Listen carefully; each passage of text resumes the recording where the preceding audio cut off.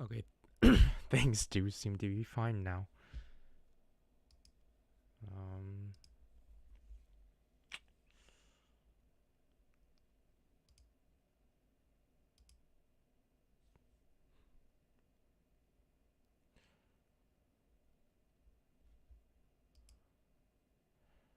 Open panel? What do you mean I have to open the panel? Oh, wait.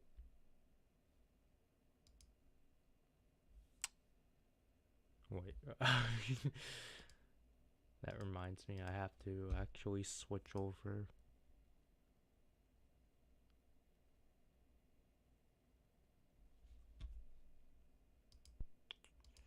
This is annoying. I have to switch over to Chrome.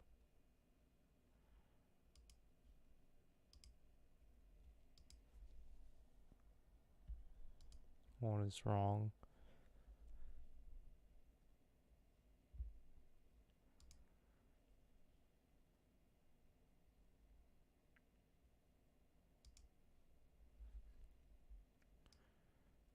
Yeah, because then I have to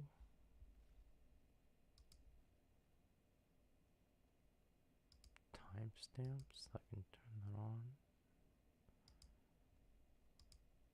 Oh, I can actually look at who's participating, but how do I pop up?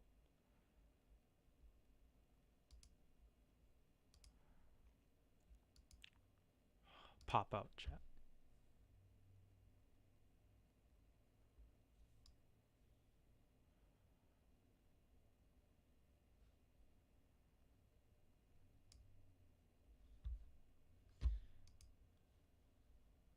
Um, did I do it? Well, I mean, I want to know.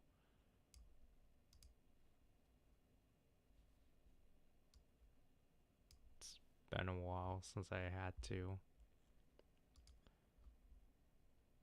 do a.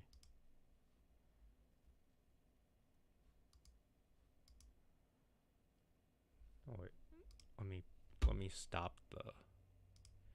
Let me stop viewing it here, and just go strictly off of Chrome.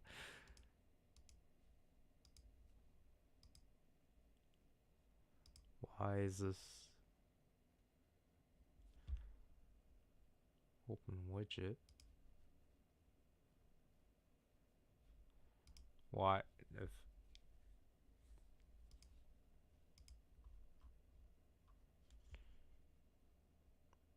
hmm.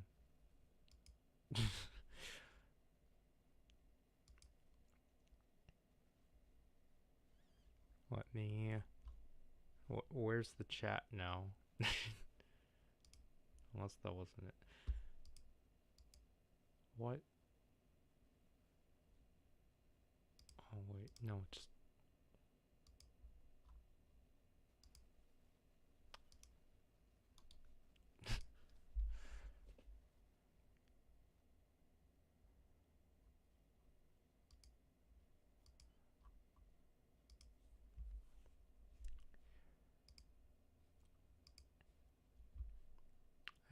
See, whenever I have to do a stream through OBS, I keep forgetting about the little things I have to do with it, which is why I didn't.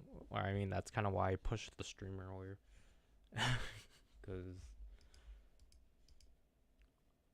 with um with how this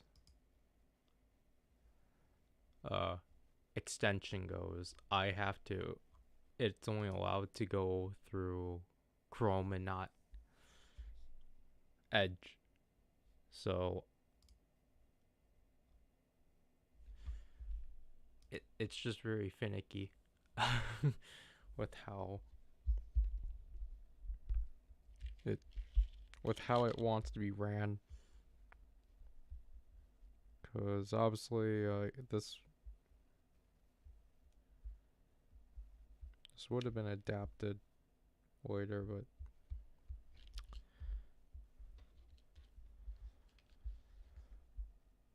I thought we actually had something going. Also, I would have changed. I would I would switch by now. I should have just switched to that one. But I don't remember if I actually have my monitor on, because I don't think I actually wanted to show that right now.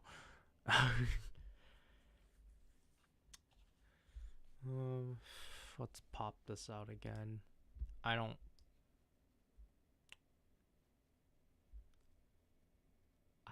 think it's gonna work for the stream, because I think you have to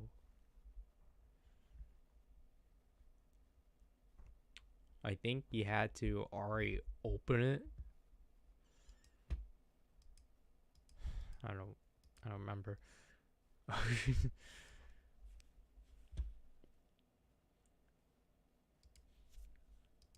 Let me check here again, because I need to.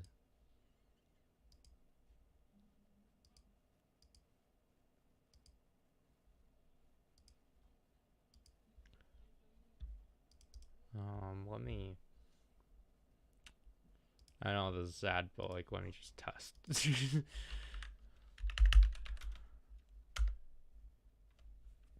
Okay, it works. All right.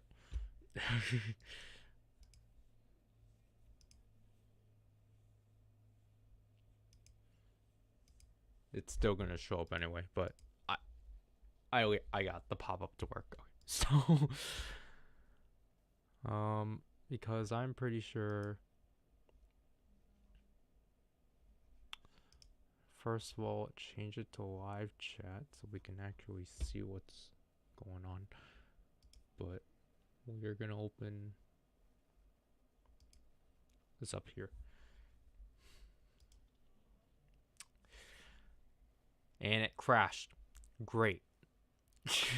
Nope, but okay, it didn't. Okay. Yep, I did not change. Okay, so we're just gonna leave this up for now. I'm still here, right? Okay. First of all, why is this inverted? Weird. But let's turn on desktop audio now. But let's turn off that, so then I can actually see that. Oh, I don't know, but this is why I wanted to remain as and such. But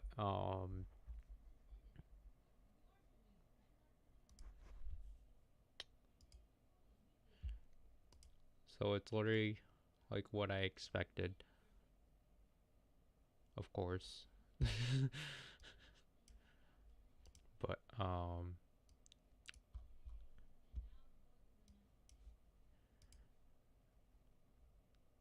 yeah.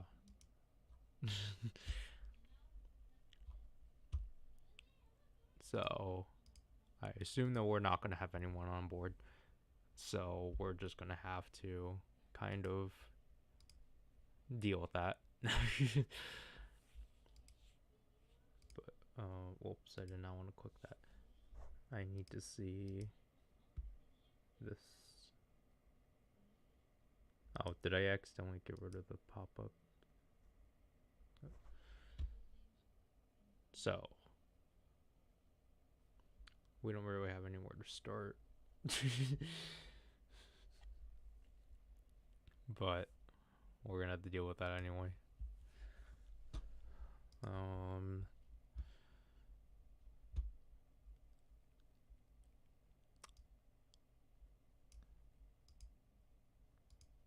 It's gonna be rough for sure. So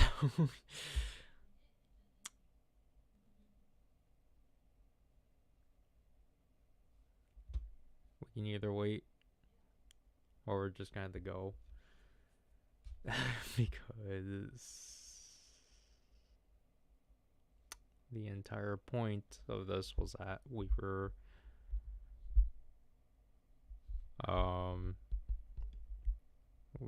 I mean, we were going to try to finish something, but with the suggestion of like um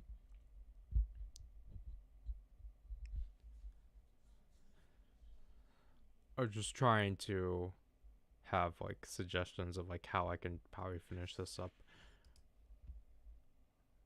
But of course,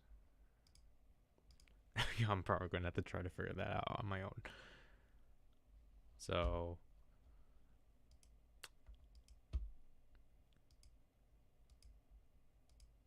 yeah, I mean,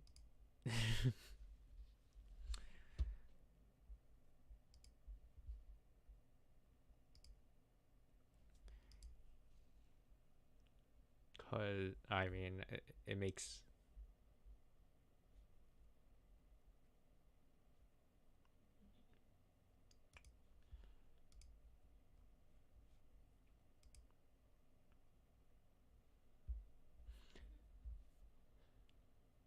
I feel like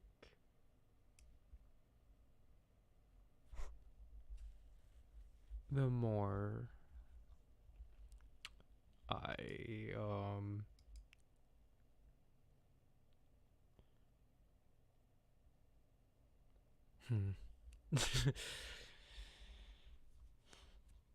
it's not gonna be good on my behalf if I try to elaborate.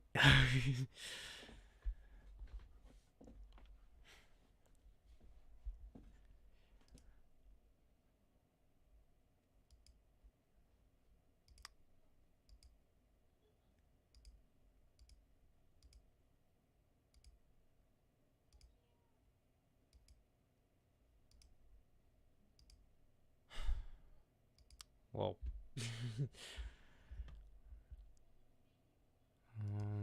I'm just checking a few things before, just checking if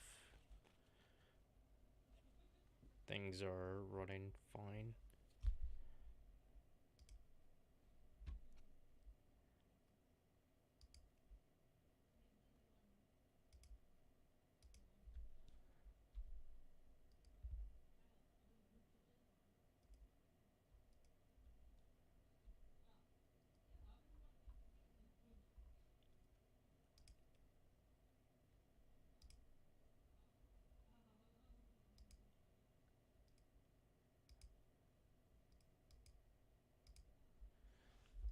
Yeah, these new options are interesting.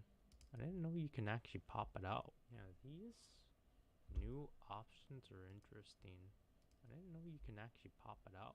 Yeah, these new options are interesting. Because the only thing right now is that I kind of want to fix is that I do seem. I don't get why I seem quiet. That's what I'm confused about, unless.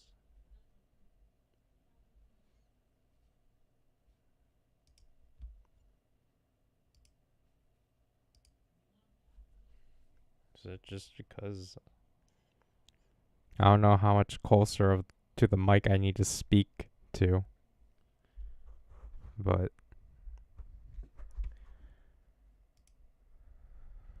Or it's probably just because I need to speak louder, but. You know, I don't want it to the point that I start peaking.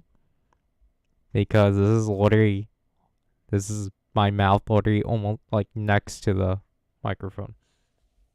At the same time, though, I don't want it to be awkward and make it seem like I'm just literally speaking to awkward myself for all this. I'm just literally speaking. I forgot that the desktop is open. No, desktop audio is open. I apologize for that. But yeah, like what I'm not getting is through like sometimes when I do go to the stream, the live chat is up, but every other time it's not. That's what I'm kind of confused about. But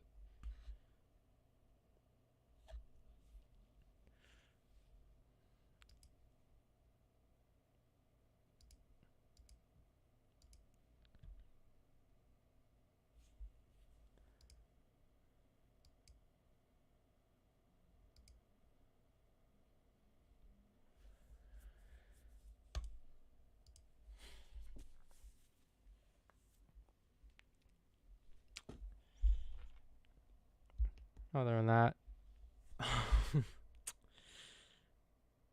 I think I already said before, this is definitely going to be rough. So,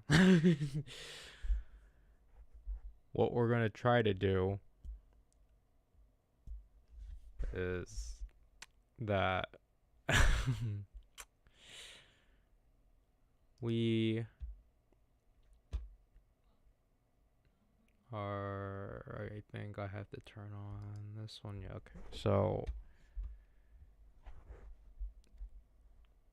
if you read the description, obviously no one has.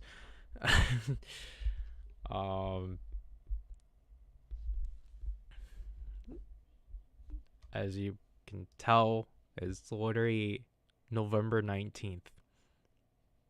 And November ends next week already, and that's kind of scary. Because I basically didn't really finish a lot of things I wanted to do this month. I got a few things done. Like, I got half of next month's videos done. But, we don't have all of it done, obviously, because we still need to obtain more stuff for that and such. Let me turn this off just in case. Because right here, I have to wait for this to load. I could have just clicked it there, but for next month's stuff,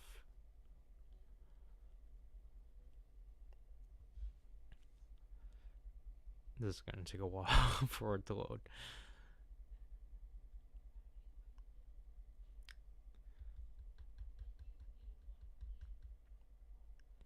So, if you don't know, next month's content, thank gosh the desktop IO wasn't on. Next month's content is of Arc and such. So, you can watch this.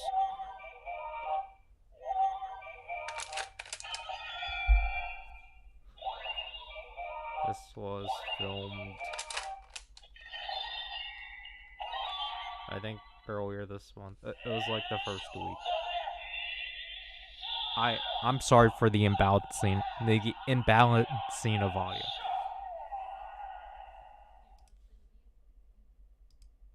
So, but also,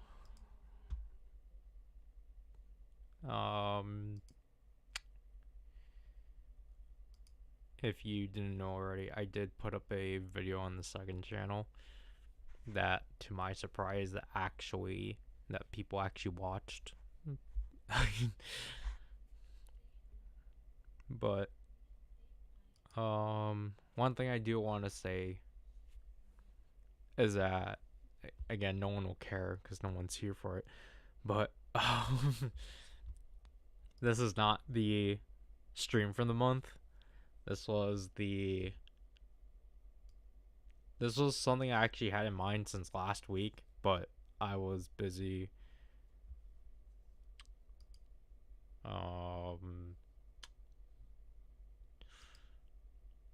I think I was busy exporting Arc actually, because I filmed them, I edited them, but I didn't export them because I'm going through a space crisis right now with my hard drives. So I wasn't too sure if I should have continued with like exporting Arc, just because I'm running out of space, but I had to go through it anyway. And basically because of that, like, I can't work on like the second batch of videos I need to start working on, because that's like what, like, that's gonna be like 500 gigabytes worth of videos, I think. And it's like, that sucks. So I'm behind on that, and this is obviously, the stream is dedicated to another video I'm behind on, because this is the video that I started working on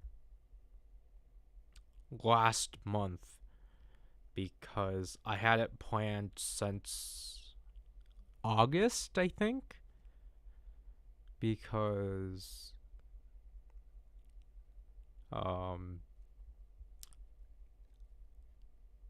because of things we were hearing about this comeback.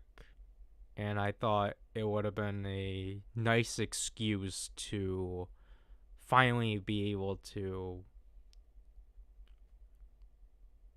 like, take a shot at recreating this and such. Obviously, I have to be vague about it before I show it to you, but it's also just because, like,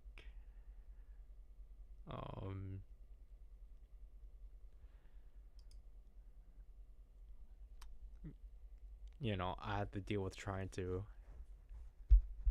entertain myself. So if we do open it back up again, this is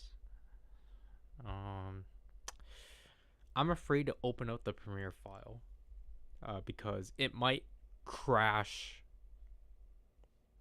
It might, because OBS is open, my video card might cause Premiere to crash, or even After Effects to crash.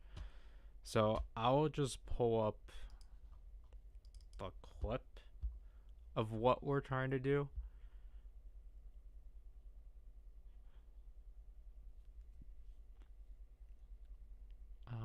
I mean, at this point, it should be fine for me to show this stuff, but I'm not going to. So what this edit is that it's we are trying to reconstructure the first 15 seconds of the Boom Boomger opening, because this is my favorite part of it, and it's just also because I actually do enjoy the Boom Boomger opening and such. Why am I lowering my own speaker? I should be lowering the desktop speaker.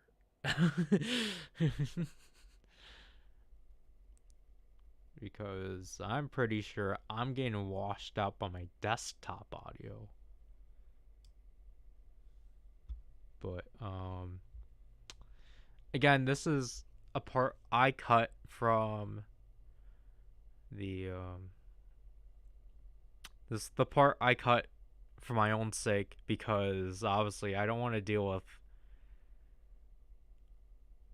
I don't want to deal with obviously for the sake of editing, you don't want to let me retract that. We cut this, obviously this segment's cut here for the sake of here and such, so I can just show it through here. Because I have it muted already. So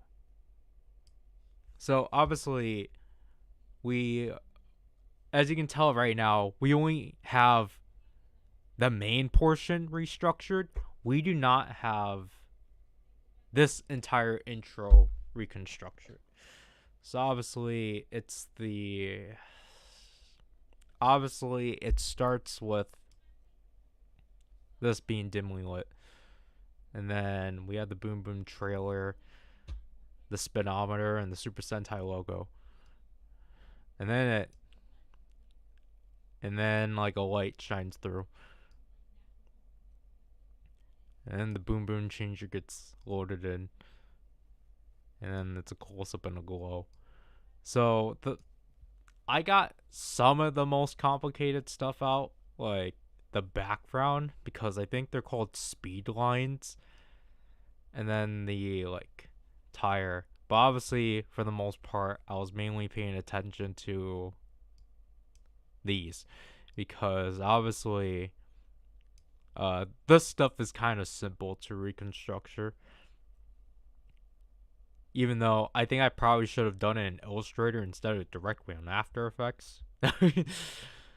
But yeah, so cuz it's the when you break this down frame by frame, it's kind of interesting just how each of these only like stay out for like a frame. So it's like 3 frames and then it's the character jumping in and such. Obviously, the easy thing for them is that obviously this is green screened, so they don't have to worry about like nefarious task because they can just easily key it out. And then like as you can see from here, uh the solid is just the solid becomes a gradient and such, which was not fun recreating. And obviously, once you get this down, you have to do it for the rest. Obviously, the variant we are portraying here is the variant with when they're up to 4 members. So obviously, we have red right there. But then, as you can see, mid-turn, we don't have like so like you have to turn this, and also with the background too, you have to change the colors. But like I think the way the colors are being changed, it's like in a like oh whoops. This should be locked, but the way this is broken up, I think it's broken up into like 3 like sections of colors. But then you can tell like just because there's like basically 3 different rays of like gradients running through. But then as you can tell from here, once when like Taya's portrait is like almost done with its like transformation, the other like blue and pink start. Which is why, as you can see, we have these pre-comps and such. And like I do appreciate that it is like different shapes each time and such. And then again, it's the same thing. You just need to arrange for these shapes here. Why is this? Oh, okay. It wasn't showing up. Because I was going to bring up. Because I was like wondering why the chat wasn't showing up, but it was literally because it wasn't turned on. That's weird. But thanks for being wrong, Tokupunk.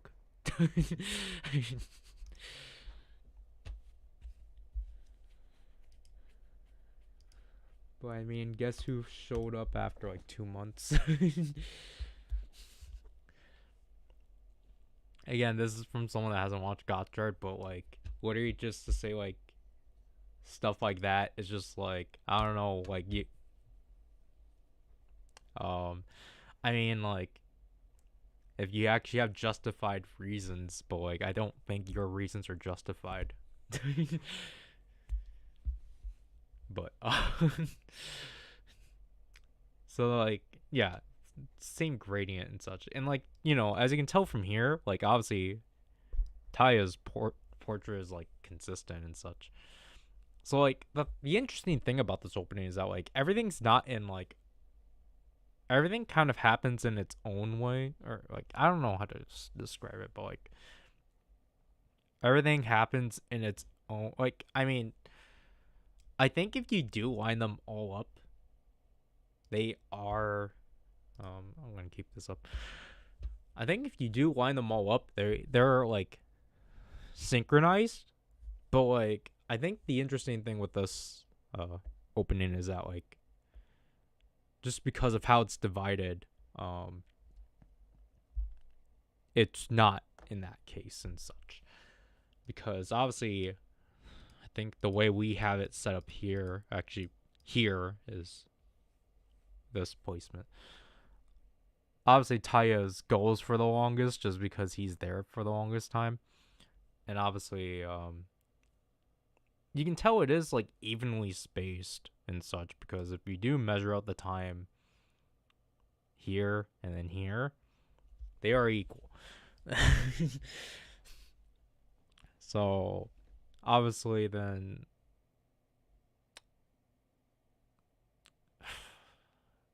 I was gonna say Black as Bomba, but I think his name is Joe.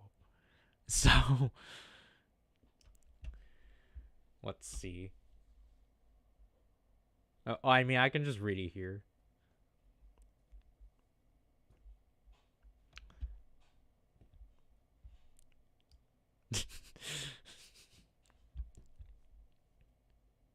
I mean, like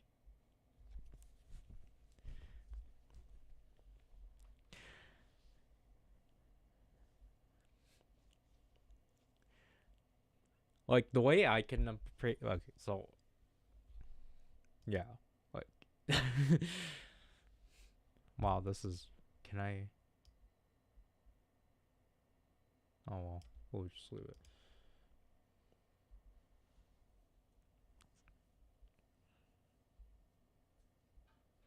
I mean, like, literally, like, every Ryder production is like 2 years before it actually airs, so. They did not start production on Gav when Gotchard started. They most, like, Gav, like, obviously probably started before, or started, like, at least by the end of Revice.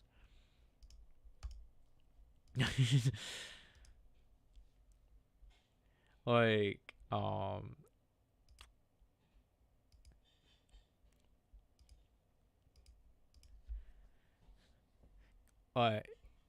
because, I mean, I think in that explanation, like, I mean, it's like, obviously, I'm I'm very well informed on just like the criticisms of Gotchard and such, but like, um, oh, Dark Barcode Warrior.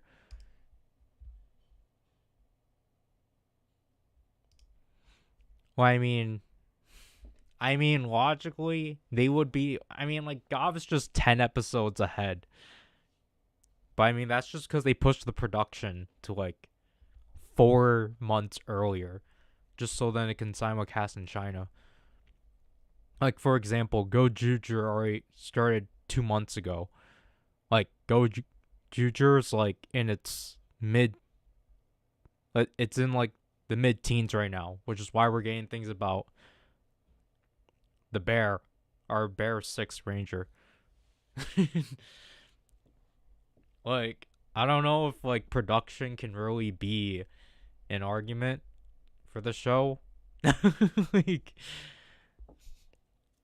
I like, unless it's certain aspects of production, but like, I don't know, just to say like Gav is like better. Gav is better than, or Gav is like more refreshing than Gotchard, all because they pushed up the filming schedule to like 2 months or like 3 months. It's like, like, I don't know if that's like really valid. Because it's literally more of like, literally the Ryder like production cycle has been all the same since like Decade and Double, or basically since Kiva Decade and Double, because all three of those shows were done at the same time and such. Like obviously the show had hiccups in terms of writing and just with the pacing, with how like the story was done and such. Obviously, like, no one's gonna like bat an eye at like how weirdly paced the show was. I just think most of people's criticisms of Gotchard is just because of the characters and the like how the story is structured and such.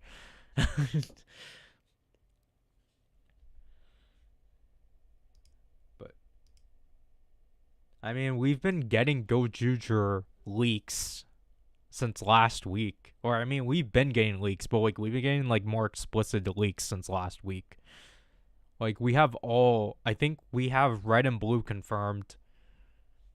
Or like their designs officially confirmed because red's leaked out. And then like because of filming leaks or like just because of people that would be extras for Gojuger already have put out details for the 6. So, which is why, basically the same way that we learned about Vlam or Valarm, whatever the third writer for Gav is, or the pudding writer, because we've already, yeah, people put out. I mean, people did all 6. I don't think they confirmed 6 though.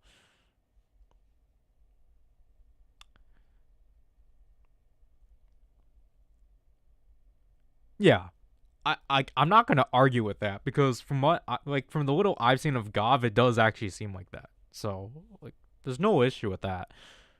Uh, but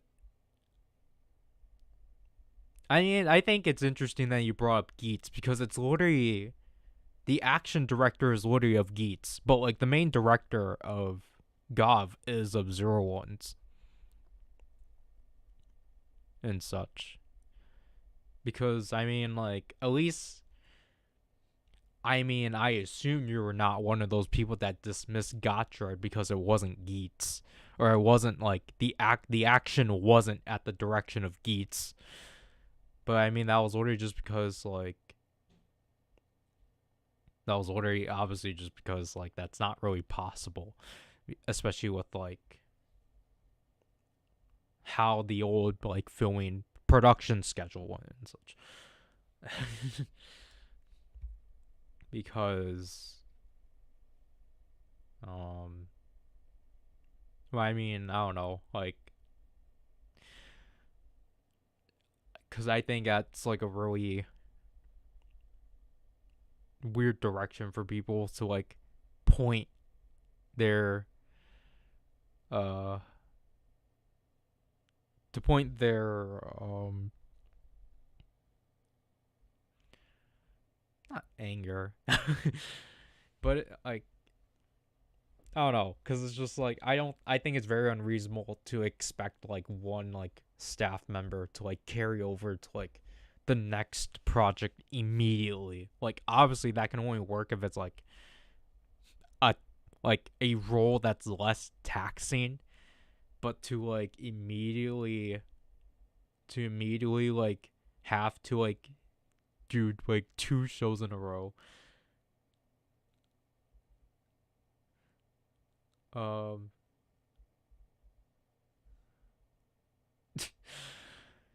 but like um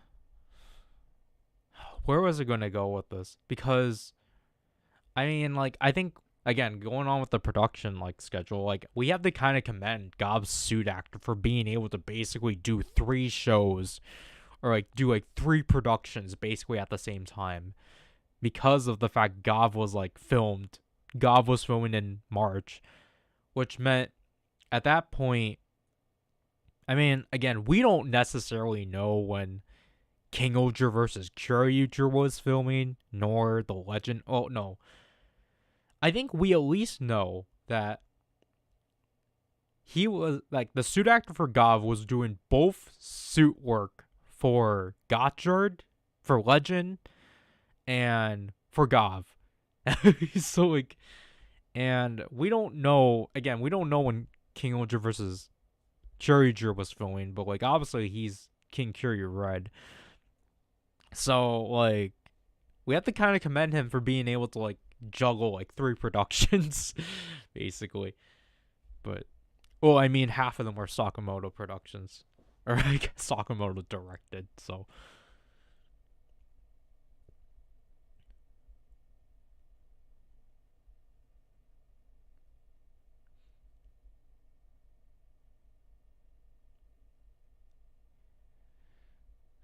I mean, like, okay, like I know this is like the thing that people kind of want to muster.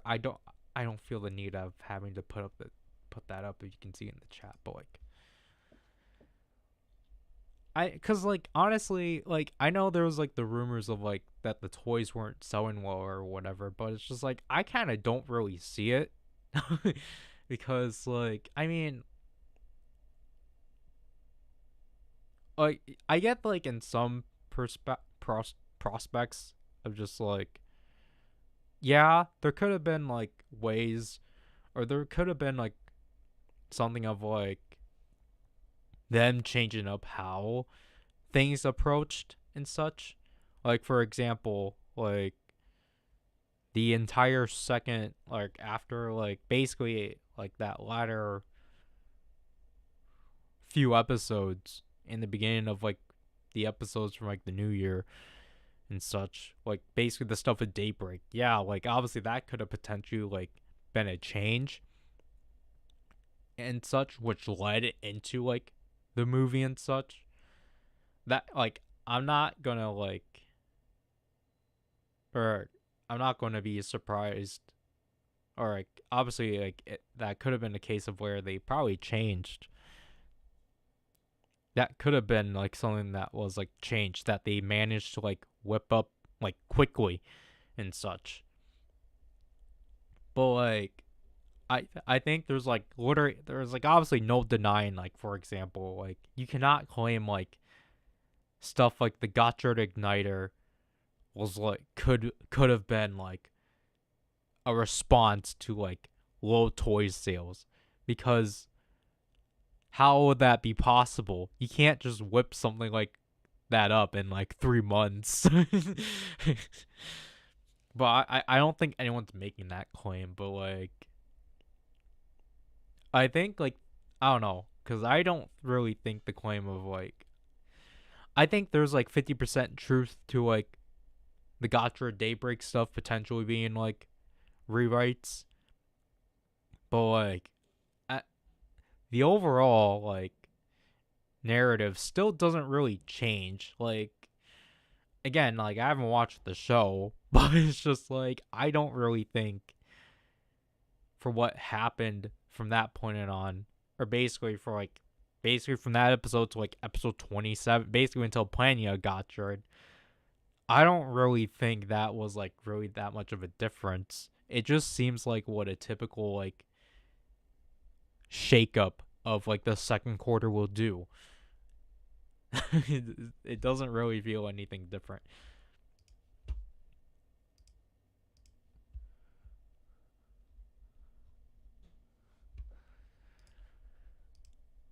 I'm checking.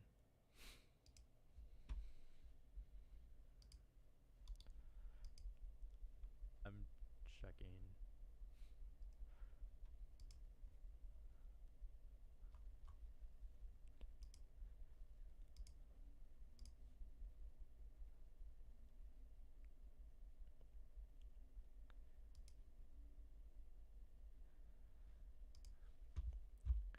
But okay. But like overall, like I always say, like I'm not denying that like Gotchard obviously wasn't like. I mean, like I'm not gonna like be a denier of the fact that like Gotchard just wasn't that well liked, with at least within the Western fandom, because I think we can't really determine. Well, I mean, like we can't really say that with like the Japanese side of things. Or like I haven't at least looked into it as much. But like obviously like yeah, it's like no it's like kind of obvious that the Western fandom didn't like Gotchard. Like obviously there are people that like Gotchard and like there's nothing wrong with that and such. Like let them enjoy whatever they want. Like don't pester them about it. But also for people that like Gotchard, don't be ignorant about the fact that people don't like it. Or like, don't be super dismissive about it. Like actually listen to why people don't like the show and then just move on. But at the same time, for people that don't like the show, again, the same thing. listen to why people enjoyed the show, respect that, and move on. It's that simple. Just respect others' opinions. Like, again, as long as you're just not being like super toxic about it, or feeling the need that you have to interject as to why Gotchard is like the bane of existence to you or something like that, even though there's like other like nefarious stuff that you could put that energy in instead of a like Sunday morning kids show. So so we got the most of this, and like this is where I'm kind of struggling at, because obviously we had to deal with Bundario, or Bundario is obviously present, and like, you know, the background fades out, or the Boongers always fade out, and like Bundario transforms into the trailer, and then we got the title sequence. So if we turn on all of my layers, this is what we have done so far. So we have the background, which is not done at all. The background is pretty bare. And we have our circle, but the circle is not aligned for some reason. And it bothers me so much because literally the rotation for this, if we open the pre-comp,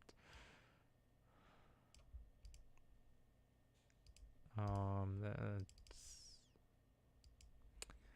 the pre-comp. I don't know why. Like, this is the annoying thing about just objects, and I feel like this is what I never get. It's like, if you're a circular object, why don't you rotate directly at the center? Why are you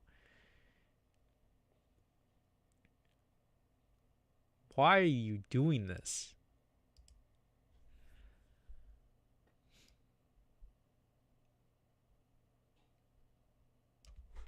Because I think most likely this is probably my error of just the fact that, yeah, it's probably because it's a Z rotation. But then again, this is a 3D object. So, so when you put things at 3D, this is kind of the only option you have. Or like the Z rotations is kind of like the only option you have for transformations, because again, I think if this was a 2D object,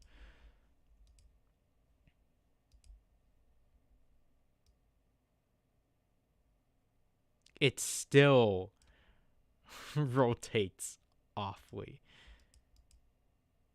But again, if we were to get rid of the expression, again, so for some reason it's like, so obviously we wanted to slide in,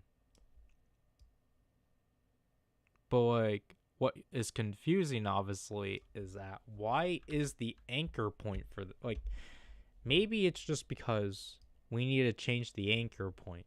That could potentially be the reason, because if we change the anchor point and then rotate it, you can tell that probably will resolve things. Which I kind of figured is probably the issue. So again, we will do that. Find the anchor point.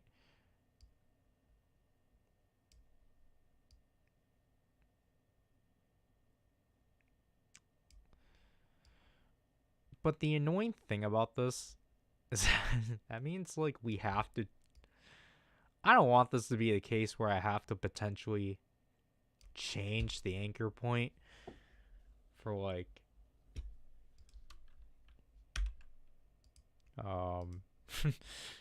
like I have to keyframe the anchor point, because that's going to be annoying.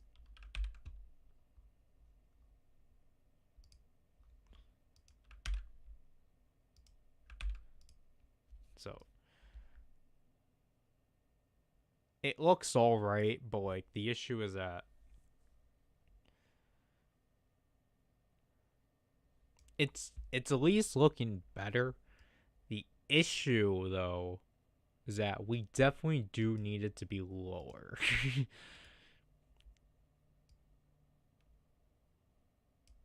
Oops.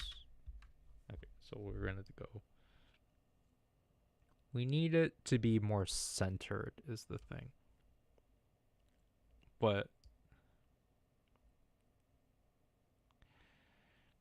because the annoying thing is that, as you can tell, it's kind of bouncing around. It's not in a center. It's not in like a stationary position and rotating. It's kind of moving around. And honestly, that's kind of annoying.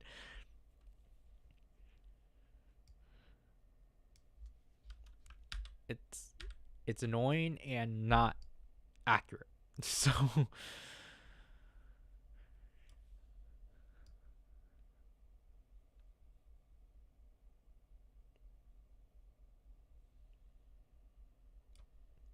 because potentially, oops.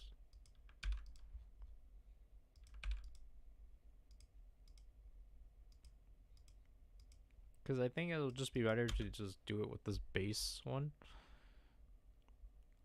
And then, like... But yeah, it's... I don't know why it's doing this.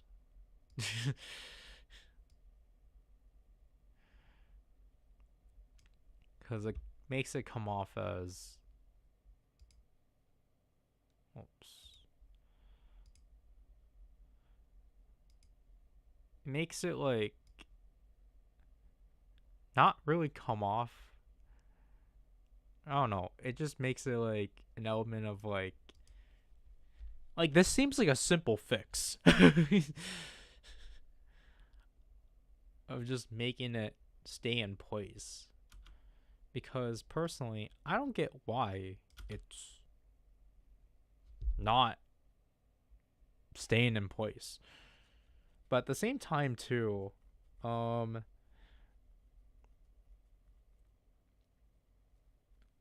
like, for recreating, like, this look,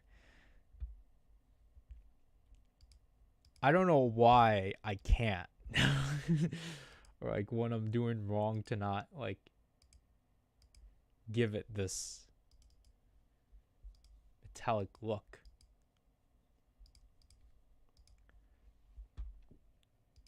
So we have a Gaussian blur, because we have a glass effect.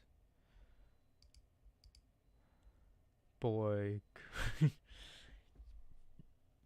we kind of need... We need something, like, we need to add an element to, like, actually make it look as if it's metallic. And because technically this is a completely different element, such. The background, we do not have the, like, at least I think from the last time I worked on it, like, we have the turbulence,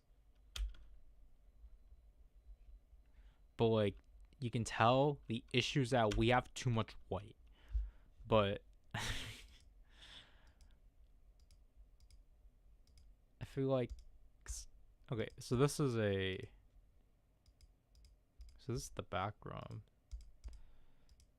because this is turbulent noise and such. Like, we can inverse it and such, but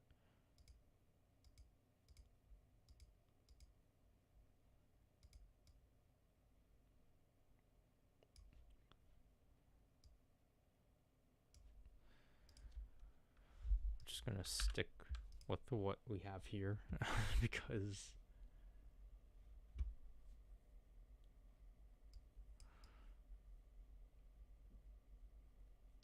the big issue we have is that obviously we're doing the 4-color gradient, so it doesn't feel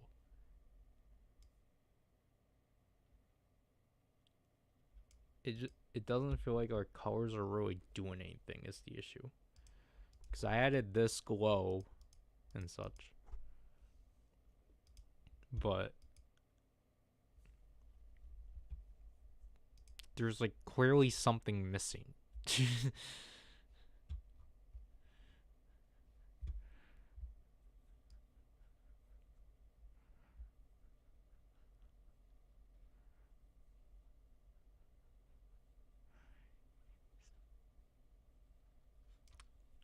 So we can probably exit these. So let me delete that. And then oops. The main thing that we have here is that we have these elements to which we did not finish because we have a big issue I wanted to resolve, but I don't think we're going to be able to. So, what we're trying to do is that we are going to try to make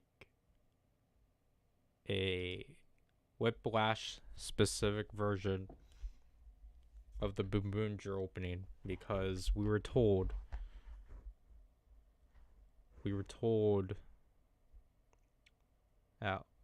like basically since August that for hints for this comeback that like, hey, this comeback's going to be Fast and Furious adjacent and such.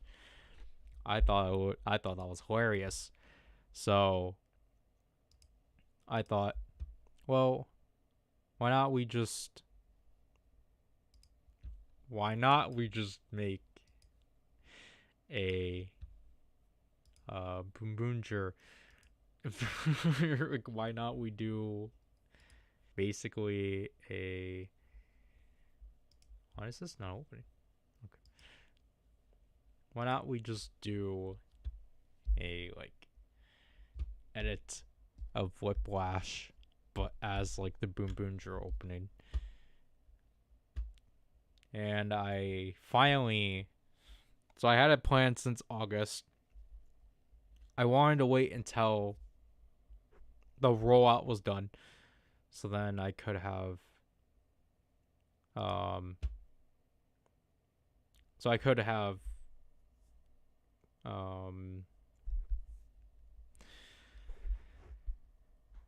so I can see what material we would be provided. And I was showing the music video the day after, I think, or like a few days after.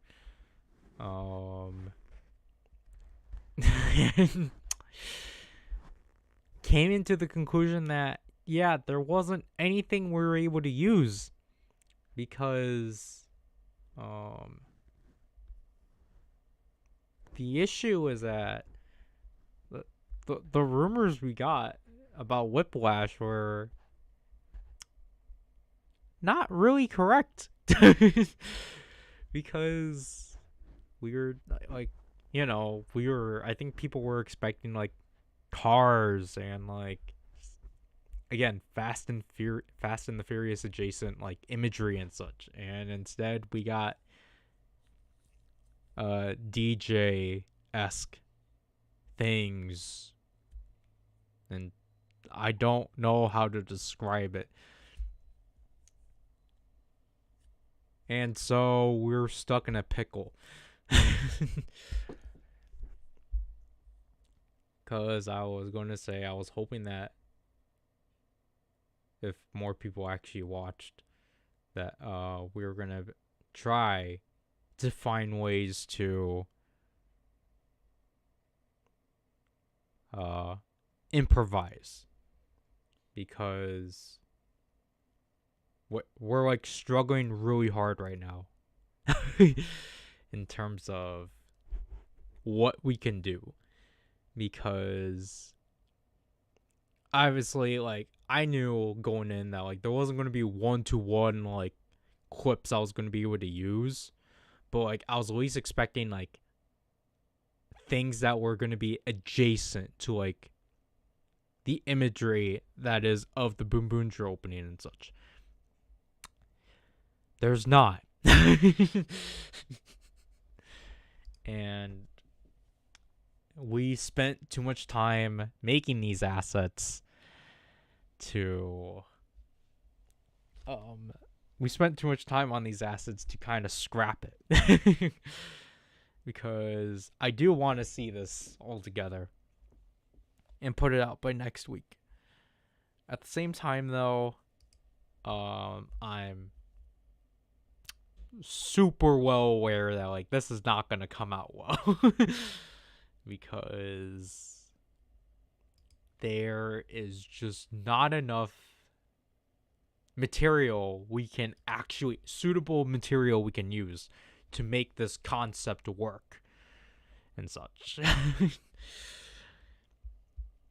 that is basically contained within just what was provided for this comeback. Because yes, we can go outside and pull things, but like we're trying to not do that because it will ruin the whole point of this edit and such. So we're trying to get something together. But I have two of these.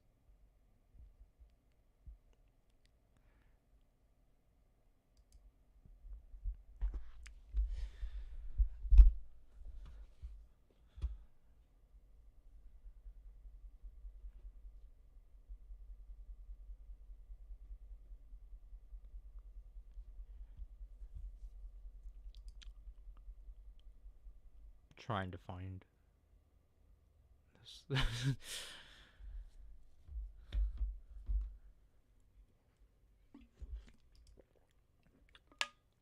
We can show what we have. So,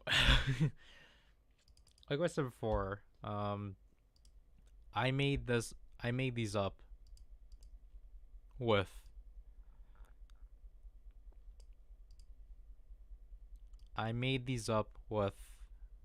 solids and such. Because again, if we had to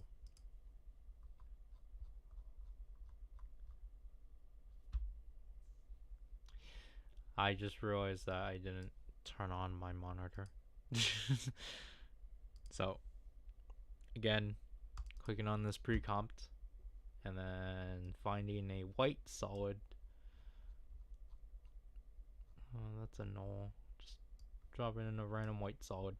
As you can see from here, the way this was made, obviously I just simply overlaid a shape layer on top of the Boom Boomger footage, and then just simply made two solids, and then just repeated that. Actually, let's keep that. As you can see from here, obviously it's a lot more difficult to see. Obviously, like without a white solid or any colored solid in the back, it's difficult to see. And then, so as you can tell, most of these stayed for like a frame and such. Now, again, I did not portray these accurately because it's supposed to be a lot more of a darker, it's supposed to be more color in the gradient. I kind of went very simplistic and just added another layer, another solid, and then I added a 4-color gradient and such. It's not the best, but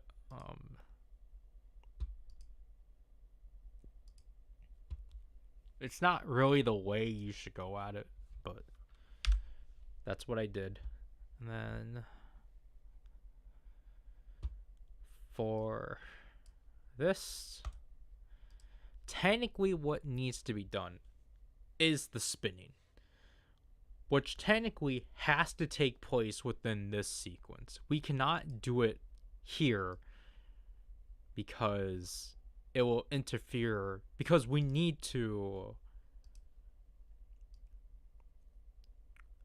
we have to change it in between and such, because the gradient doesn't change, but the this does and such. But the issue is that we don't have anything suitable for that. Which is why this has been put on a pause for a while, and I had to work on other stuff, because what we have footage suitable for the first part and such, because we spent nearly a week. Let me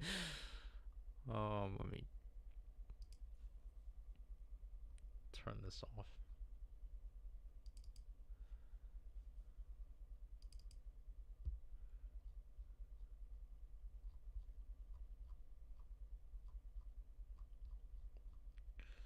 Like, yeah, this did not, okay, so like this immediately did not need to take this long, as it struggles again. But so yeah, I think this is it. This sequence did not need to take this long, but I don't know why it did for like 2 seconds. But at the same time, you can definitely see what went wrong. So we spent like the second to last week of October, I spent almost a week rotoscoping this segment of the Whiplash music video, if it wants to play. No wonder why it's at full.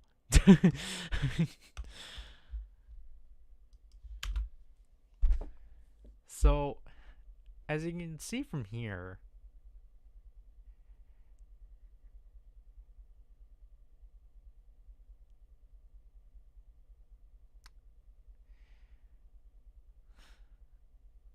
again, as it struggles.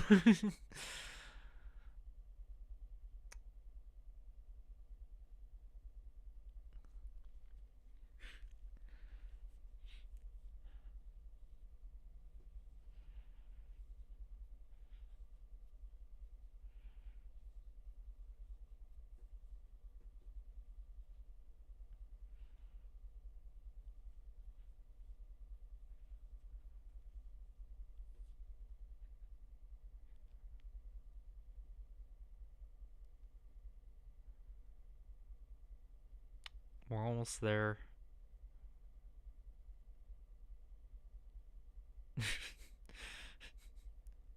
So, as you can see from here, this is what we did. This is what I did. But when I went back and finally exported it, something went wrong with my strokes. As you can see, for some reason, I actually can't, it basically overwrote what I did because of the fact I did this entirely with half quality. Like, I did this with half resolution, to which whenever you're rotoscoping, or like when you're using the rotor brush, it doesn't like that, because it wants you to do it in full. And when you do it in full, as you can tell, your strokes actually look a lot more atrocious than what you actually did. making all the work you did meaningless.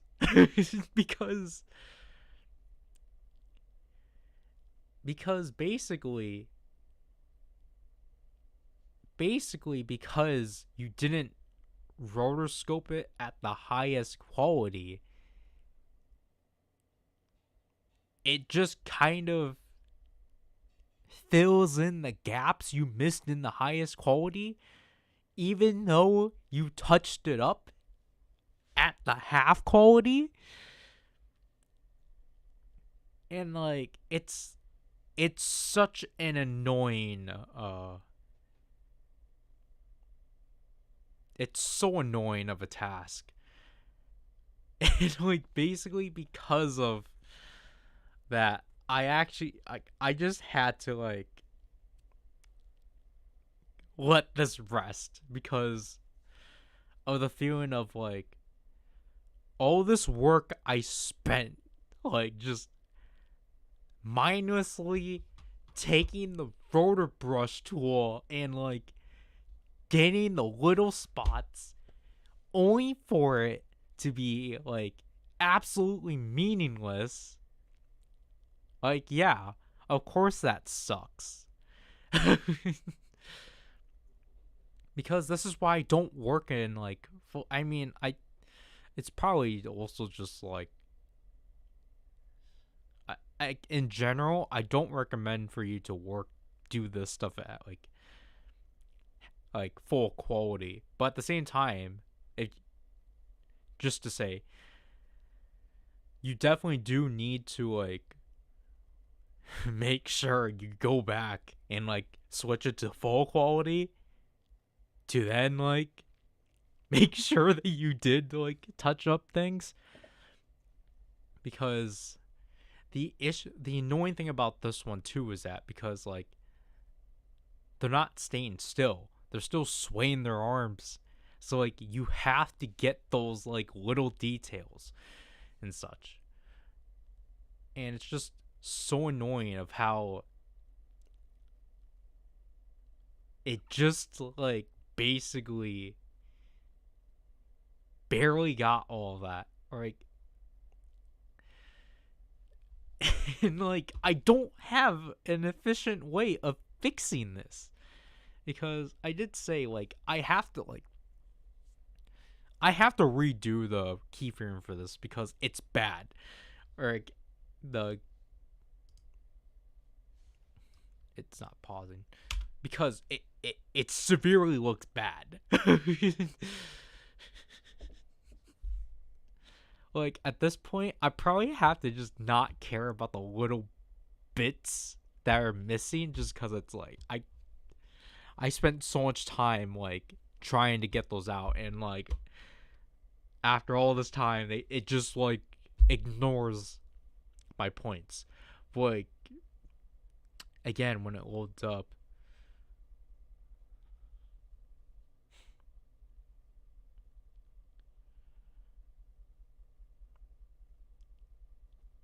you can tell with Karina, the white is shifting around this piece, and it's like I did not do that.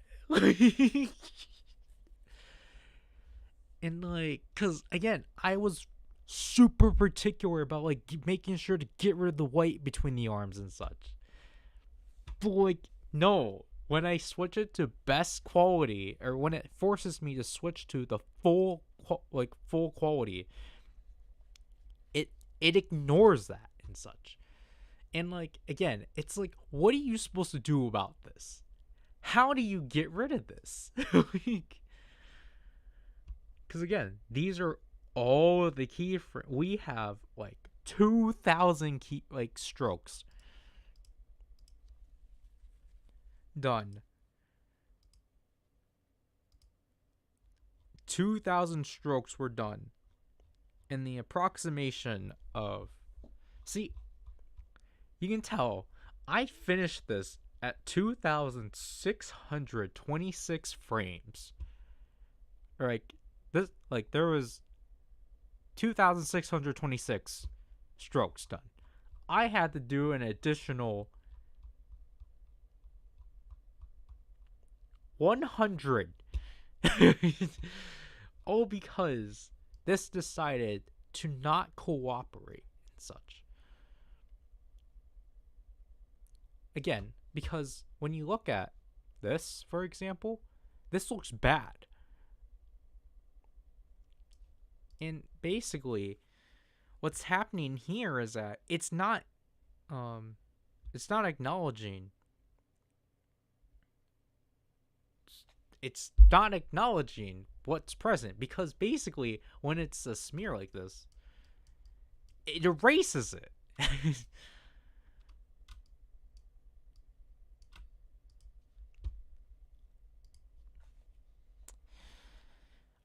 Are you actually serious, Megadol? Is your birthday?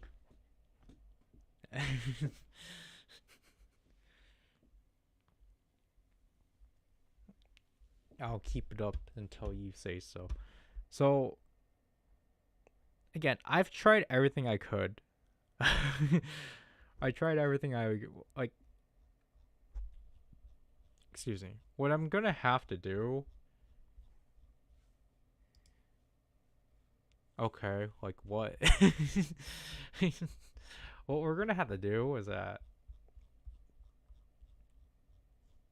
we're literally gonna have to, like, again, Karina's like the biggest one that's like gonna be annoyance too, because again we have to go to the effects, propagate. So obviously we're gonna go through here, view search reasons.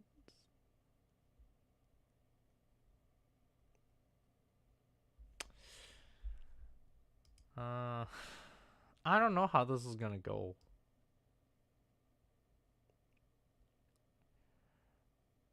What did you do? What did you do? What is that? What the heck?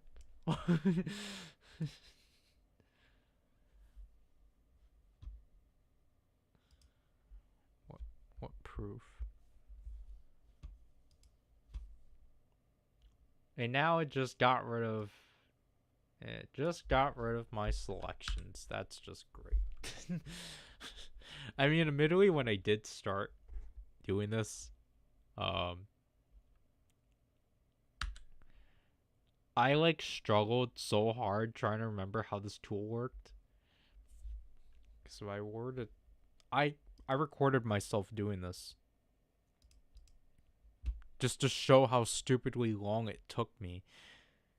Because again, rotoscoping like something like this should not take as many days as this took me. It was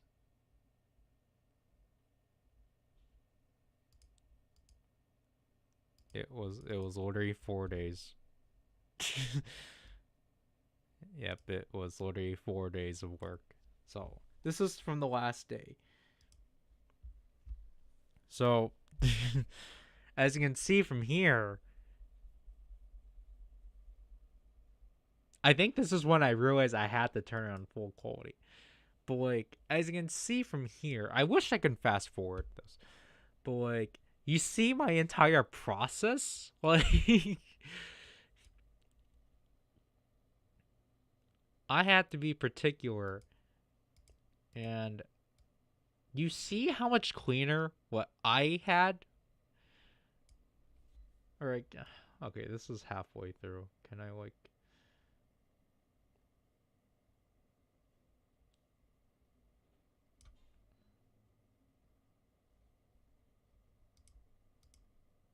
Nope.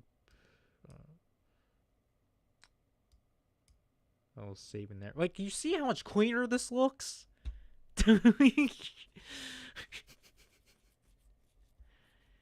I honestly... Oh, okay. We have, like, a weird, like, fade out, but, like... I'm honestly kind of, like... I'm kind of at the point where I'm like, I might just... take my own recording of this. I might just take the keyframing out, or I might just literally key this. It's half quality, yeah, but like, I don't want to go through the work of having to uh, uh redo the strokes. Because again, this took me too long to do. Then like I struggled so long for like trying to fix that. Whoops. I had to relearn how to do that for a second because I was wondering why my process wasn't working. I think Zrikin was talking to me for like 2 hours.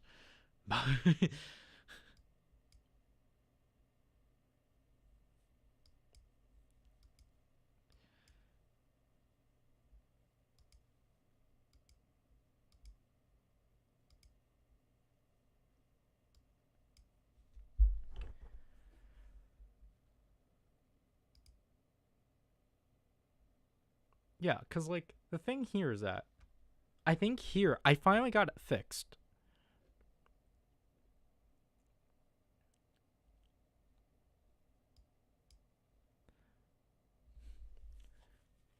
Because here you can tell it looked a bit cleaner. I couldn't fix certain things about it, but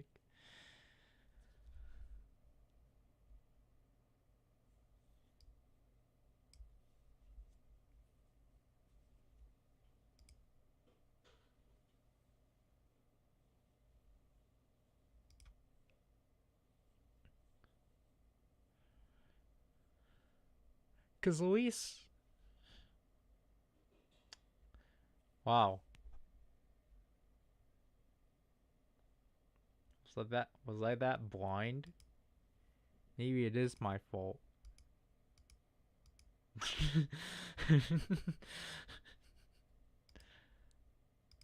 But like, literally, this footage was just of. This is footage of like, again, this is the entire process of just like having to do all this, and it's at this point I was only 14 frames in.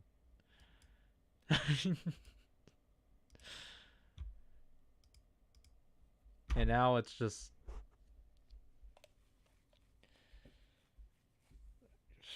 I don't know what's happening.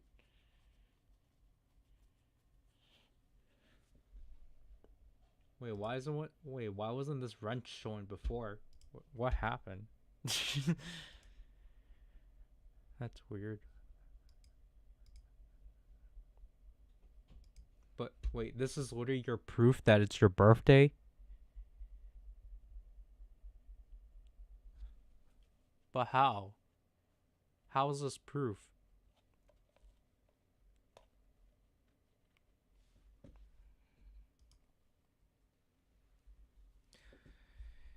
Like, basically, with this, I think I tried fixing it, but it's just too much of like, it's too much of a distraction. Because you can clearly tell, like, there's white sliding through Karina's leg, and it's so annoying. And then, like, it was like the other day, I finally decided to do the other members. The other members don't look too bad, but, like, again, it's the same thing of, like,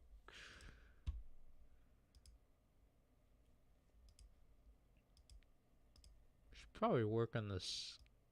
No, it's literally the same setting because it's the same footage. But, like, it's again literally the thing of,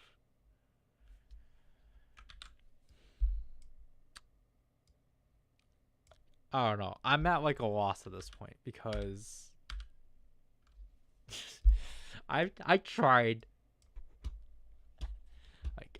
so hard to like get it as clean as possible, and then just for all of my work to like be like, just for it to like get like basically washed out is like so disheartening.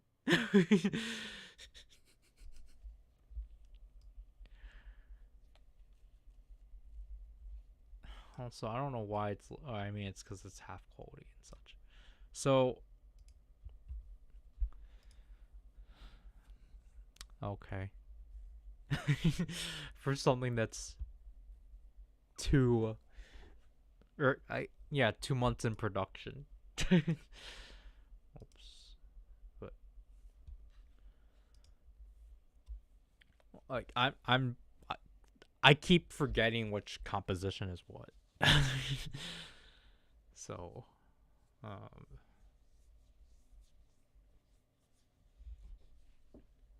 but Megadong, these are weird proofs as to why it's your birthday. So, what we have here right now, basically, which I did like a few days ago because I was working on this project. So we have this, but like, obviously it's disappearing because it needs to turn.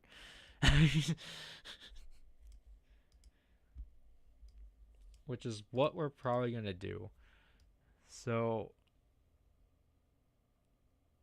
what we're going to have to do with this is that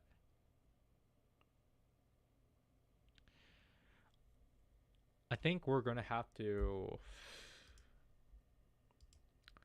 We might need. So, what I'm thinking is that this has to become a pre-comp. We have to make another pre-comp out of this because it's just going to be a lot more easier than like having to individually turn these individually. So we'll pre-compose this, and then at this point we have to start the rotation process, to which we'll make this into a 3D layer, and then we will, I think we have to use the z-axis. No, we have to use the y-axis. But the issue is that, again, we have to play with the anchor point because this is the biggest issue. Because obviously we want this to only spin at one place. As you can see with here, it's only spinning at one place. This wants to spin all the way through, and we can't have that. So like, yeah, we're gonna have a z-axis spin, but we don't want that. So we're gonna have to deal with, obviously we can play with orientation's kind of the same thing, but like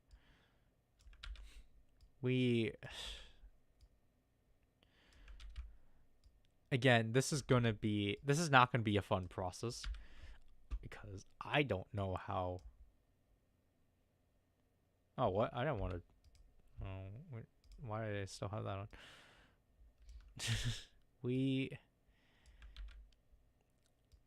We need to change the like axis. Basically, we need to change the axis point. Because we need to change the anchor point, sorry, to down here. I don't know if there's an effect for that. Because anchor axis, no. So yeah, so because again, it's a lot more easy here because you can just take this, or I guess it's not like Premiere. Yeah, it's not like Premiere where you can just change this. Or just actually, whoops. If we can take this and see, like here you can actually utilize the 3D. But that's not what we want. We're trying to move Because, I mean, this is why you're able to do stuff like this. Such, but like, it's not what we want. This is not what we want to try to do. But, we don't want to move the camera. We want to move this entire positioning. Because we don't want this. We want this down here. And that's what I don't know how to do. Because, oh, whoops, we're stretching it. Like, I don't think it's possible. I don't think you're supposed to be able to move it. Because, again, the only way I know how to is just to take the literal anchor point, put it down here. But, like, again, that's literally the logic I know from Premiere. But, like, this is so annoying. We need to change the anchor point.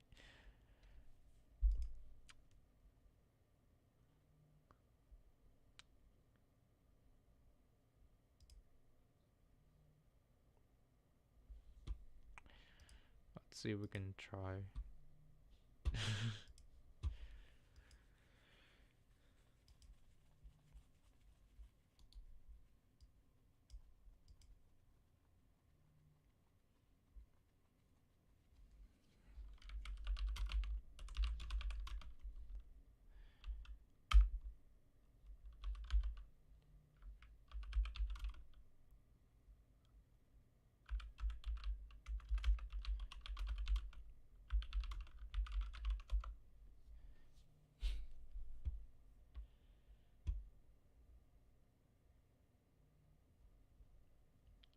What do we call it? 3D rotate?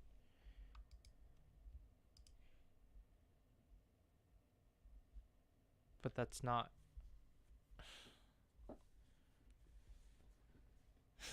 This is not what we want.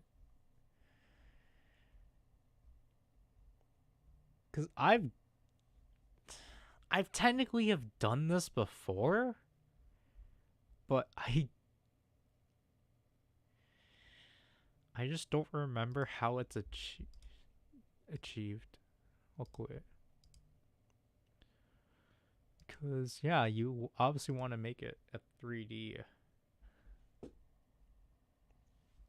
Because I think the issue is that we're going to have to keyframe it horribly because of it not being a center. Oops. Because it's not a centered piece. Which probably means we probably made this wrong. So we kind of don't really have a choice but to do a rotation. We have to do a negative rotation though, as we keep bringing it wrong. So, because the rotation has to be from here to there, and we have to add in motion board. So let's do 4, -4.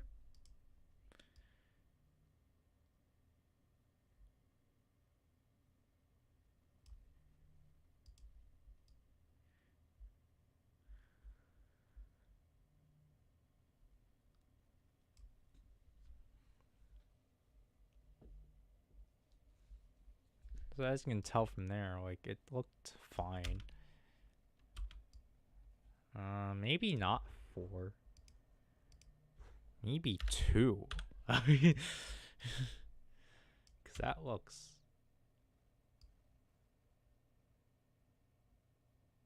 I don't know, because literally here it's 1, 2. Yeah, okay, it's 2. But, like, for some reason... again, we have to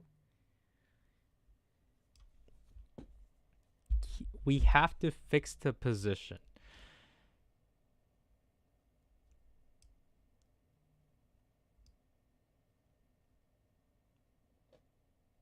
because we have to make the position somehow stay in place, which is kind of annoying.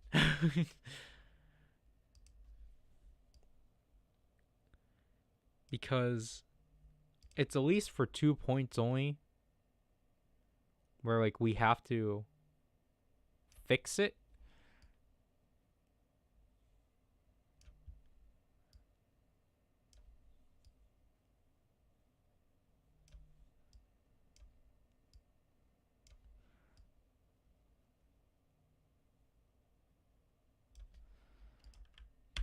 And just simply copy this again, so then it looks somewhat close, but it looks bad.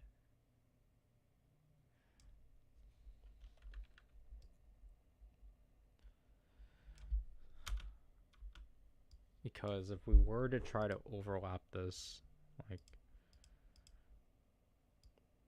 turn down the opacity, so as you can tell, the spinning is too quick too.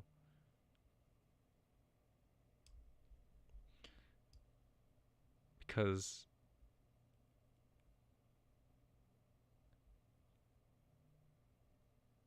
it's already done here.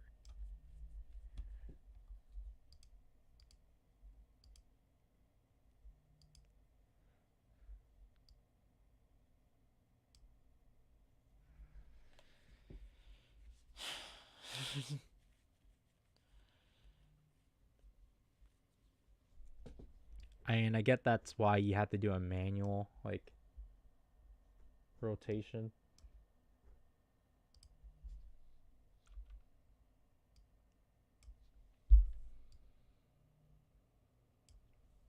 Because then you have to go here and, like, try to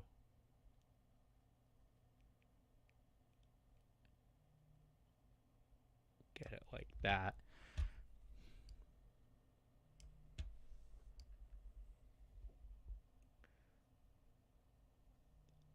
And get it straight.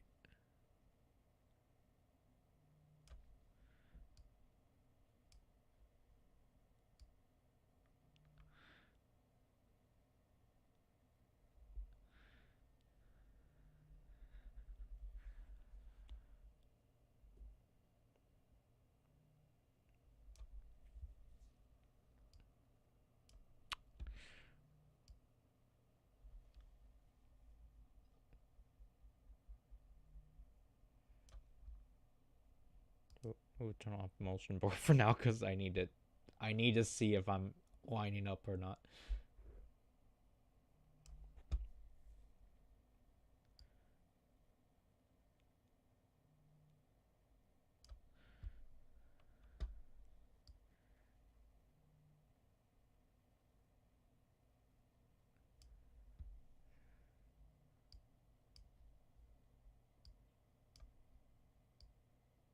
Okay, yeah, so it was already done there. So without that, this is what we have. This is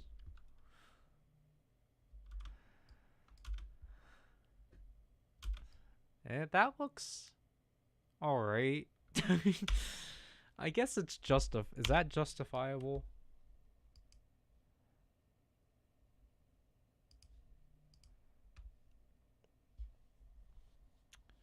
I guess not. But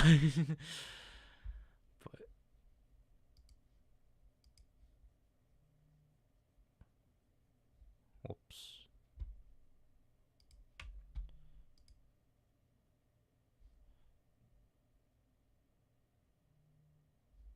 I mean, I at least didn't show anything that shouldn't have been shown, but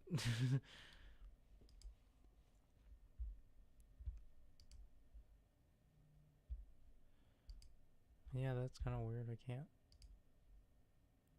see that. So technically, we would need to show. We would need to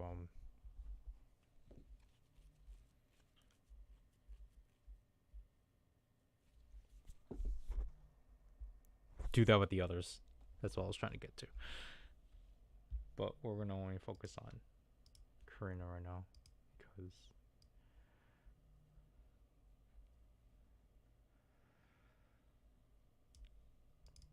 basically from here we have to. Oh, whoops. Well, I mean, we need to turn it off anyway. So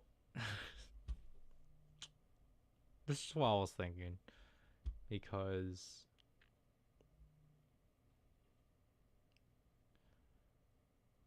we need to improvise, because we obviously don't have enough footage, and I'm kind of gonna scrap what I had planned initially, unless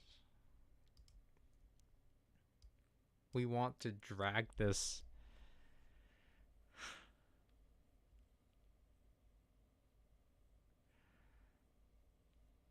I don't know, because I mean, let's see what it looks like right now.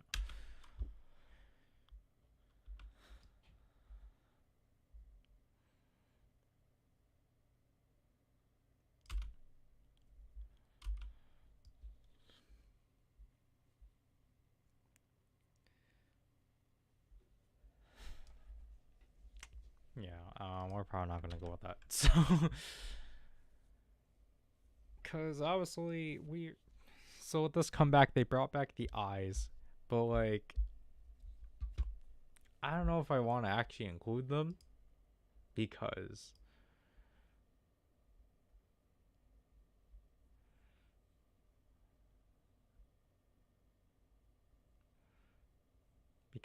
like I want it to be as traditional as possible. I want to make this as traditional as possible and such.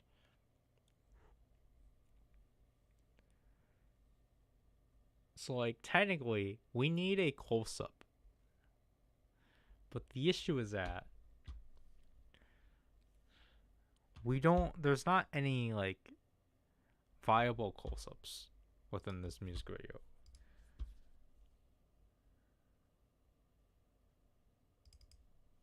And I don't even have like a rip of this music video at all. Because what we can go for. Like, well, I was thinking, like, we can probably take this shot of Karina and like just go off from there, because there's literally nothing we can go off of and such. But then it's like, then what are we supposed to do for? Let me turn back the opacity on. Then what are we supposed to do for this transition then?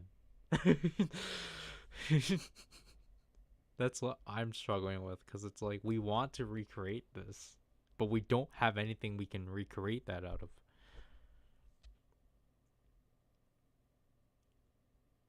So, yeah, we're in that predicament and such. So, it's kind of unfortunate.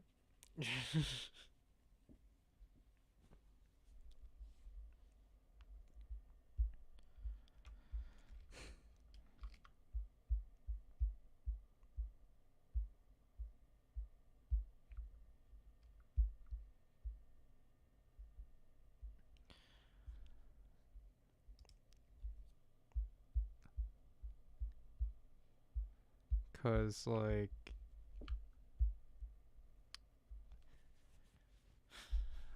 there's only like one part that has a car, which is this. This entire sequence has a car, but we can't use it because there's nothing we can use out of this. Everything's close-ups and such, but it's not the close-ups we need. Like, if there's one of like the wheel, then we probably could have, but like, there's not. So I was like trying to think like, oh well, like how do we transition this into the opening? Because that's why I was like thinking, oh maybe we should just use this part as like an intro. But then it's like, what then what kind of transition is that then? Such. Yeah, this is not. This is not gonna be easy. Um, this entire section is unusable because we do not need this entire section of the music video, and it's like that's just great when you have half of the music video being unusable.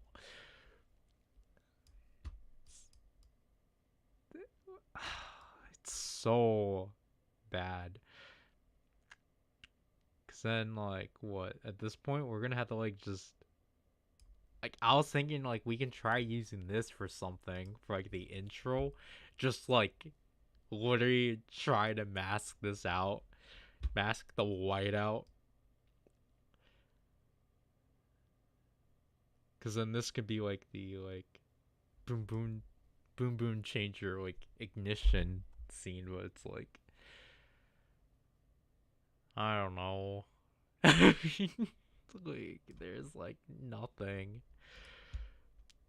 There's like no material that we can actually go off of that can actually make this like literally there's nothing we can go off that can actually make this like make people actually be like, oh wow, that's actually pretty smart that you like put these two together, because now this is just going to feel more of like, what is this? Like, why did you even bother, kind of thing. It's like, oh, because like there's like this sphere thing.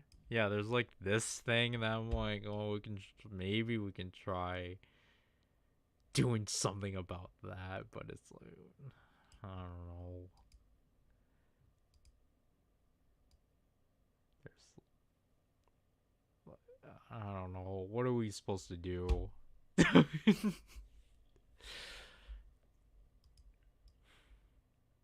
I mean, like, this is pretty.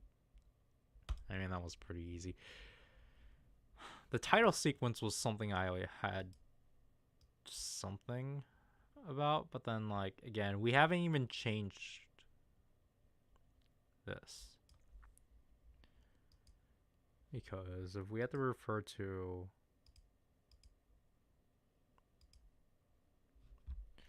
If we refer to how we did it here, of changing the angle, we changed the direction of the particles, I think. Yeah. Or the fractional noise. No, that's the background. Is this a pre-composition? I don't think so. Oh, well. If we change. If we go off of this.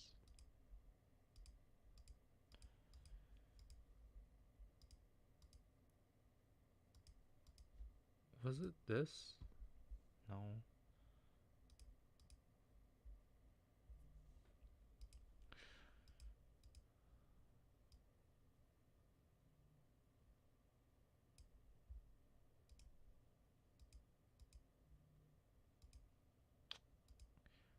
Where's my.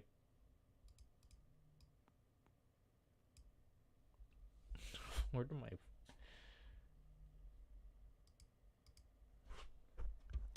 Particles?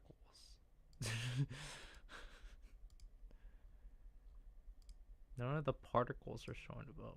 Yeah. So this. If we go off of this, as you can see, what we did here is that we managed to change the physics and such to emulate it turning and such. To emulate a swing, or to emulate it turning and such. And we have to do the same thing with, what is this? We have to emulate that with here. Because as you can see at this point,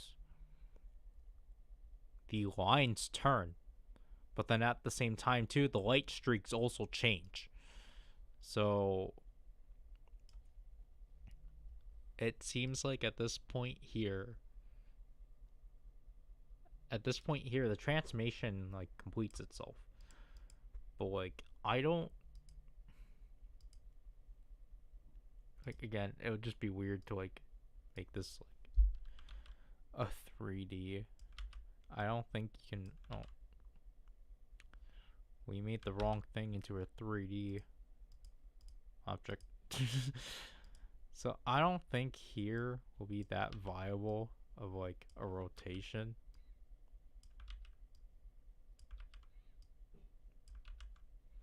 Because again, like we need to do that basically. So we need to do that. But like in a way that I think we need to actually go into this here. And then toggle this. And then transform it.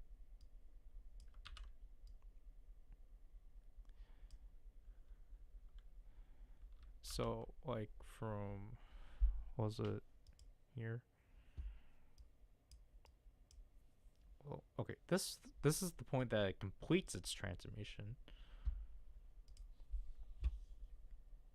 So we will keep that in mind.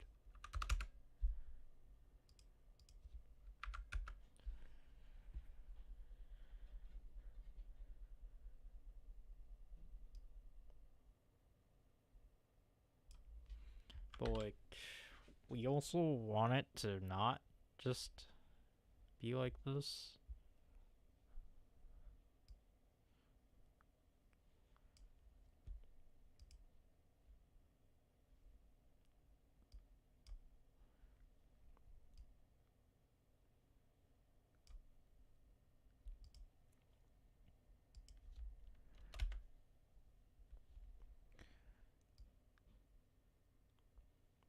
Yeah, I don't know how that feels.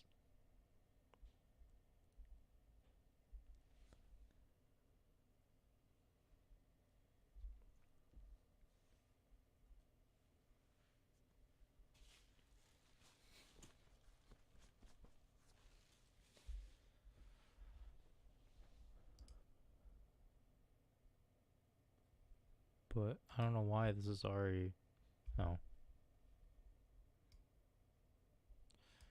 Maybe because I think, I don't know, because I think we might have to play it scale in position 2.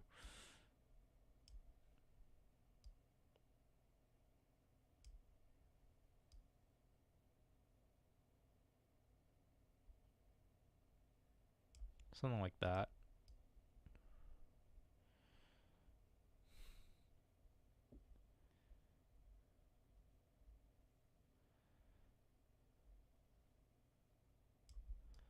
I don't know how I feel about that.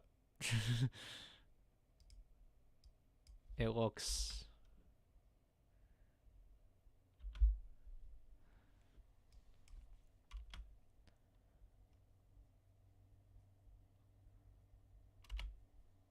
I don't know if you can really tell.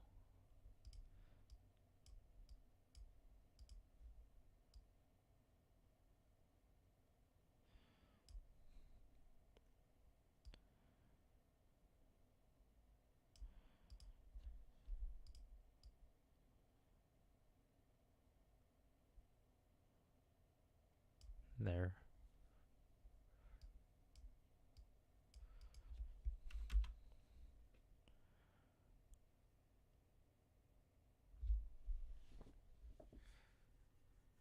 So then you get that.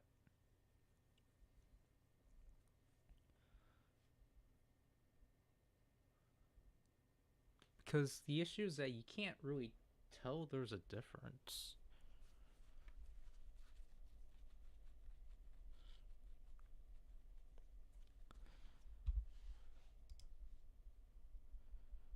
Maybe we might have to change the evolution.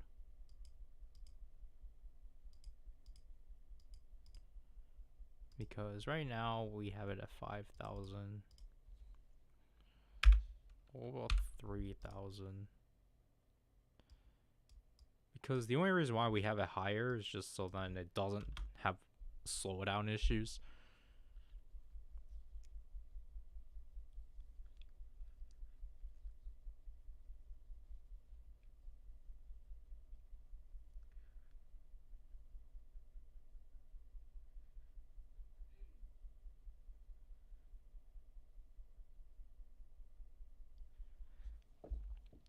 Because maybe we also have to do the same thing to this solid too.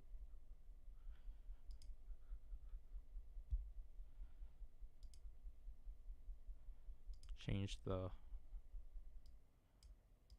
y-axis to 30.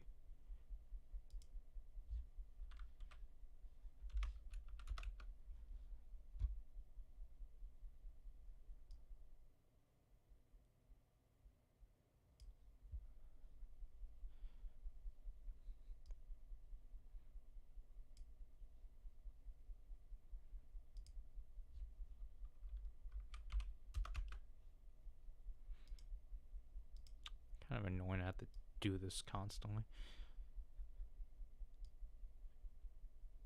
Because we want this to be centered. Why is it also doing that?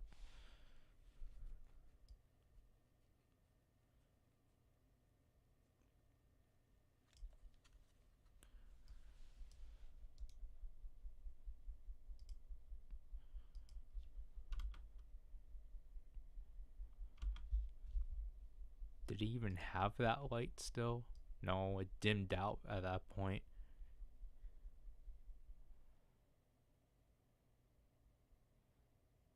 Yeah, at this point it dimmed out.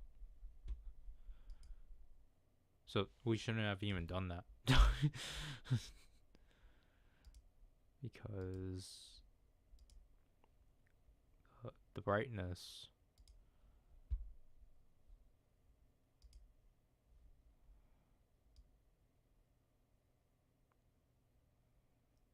Well, I mean, the technical thing here is that this should be a different background entirely. So, I mean, what we were technically doing was kind of rendered useless.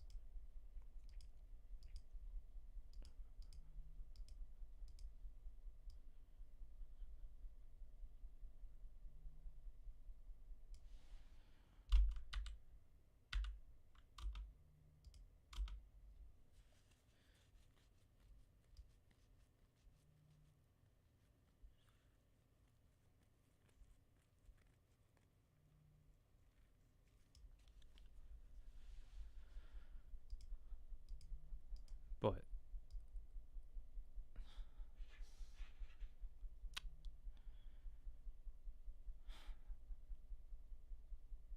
we can try doing something.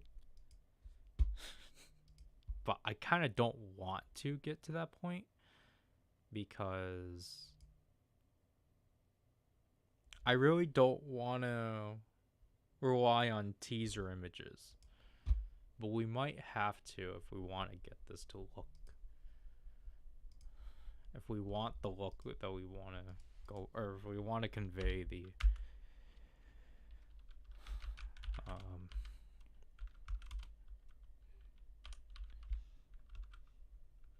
if we want to convey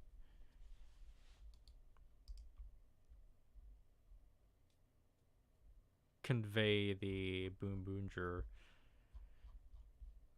stuff one-to-one, but like, I don't know, it's not really what we are going for is the issue. just, why does it have to be like this? Why couldn't it have just been easier?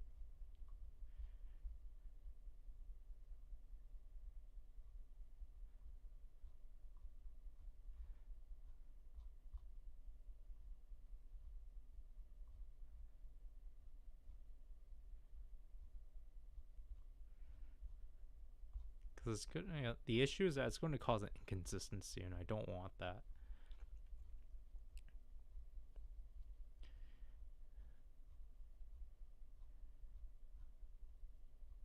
Like, this is clearly a different look.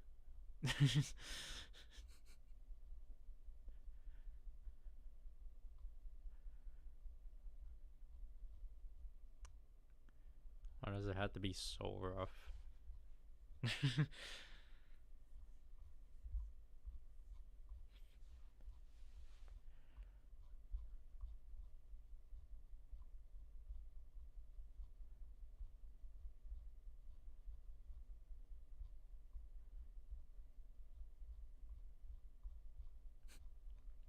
These do not help.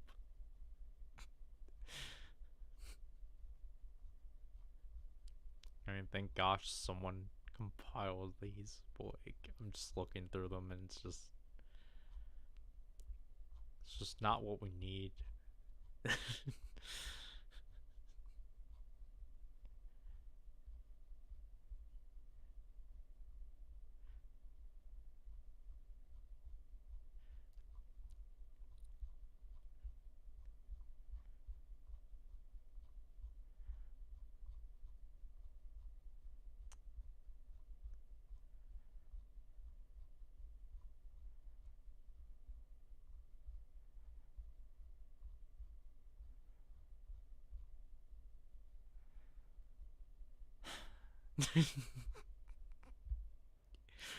We're really at a crosshairs right now.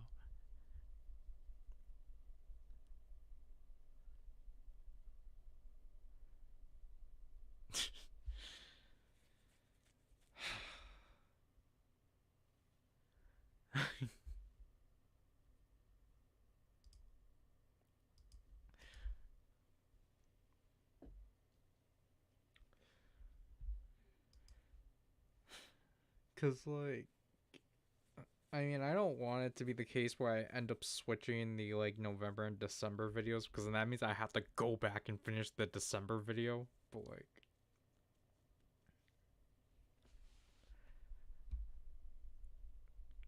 But the December video is at least just a lot of like just sound. It's just sounds. But this one literally is just like trying to figure out how to get this to work, and it's just not really faring out well.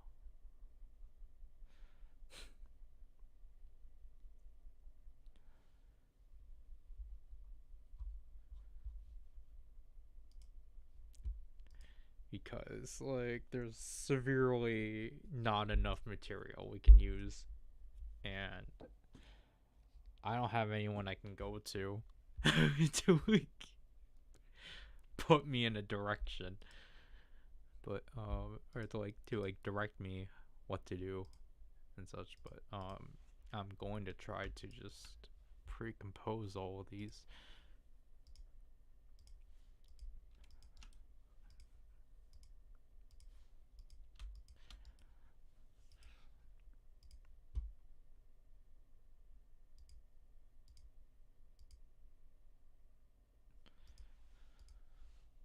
Because I think we are starting to have something. Like, we're starting to have something, but like it's just that we can't get there because we can't get to that point because we don't have anything to get ourselves get there, which is why I think I ultimately have to carry this over, which I kind of don't want to, because then the only thing I would do then what I'm definitely going to do, for example, is that we would take this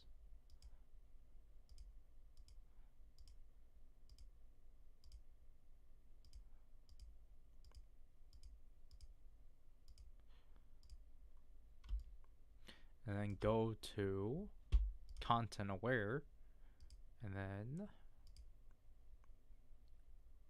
generate a fill. Oops. Did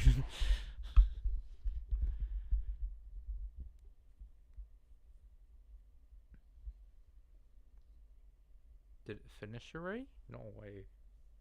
No.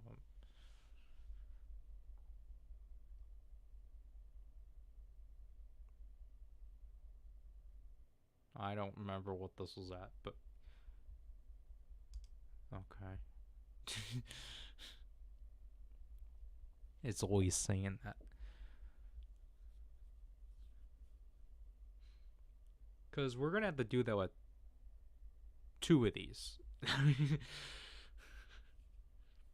we're going to have to do that with both of these frames. But then again, this kind of gave us no choice to go in this direction because, again, we were not given anything. So have to work with what we have.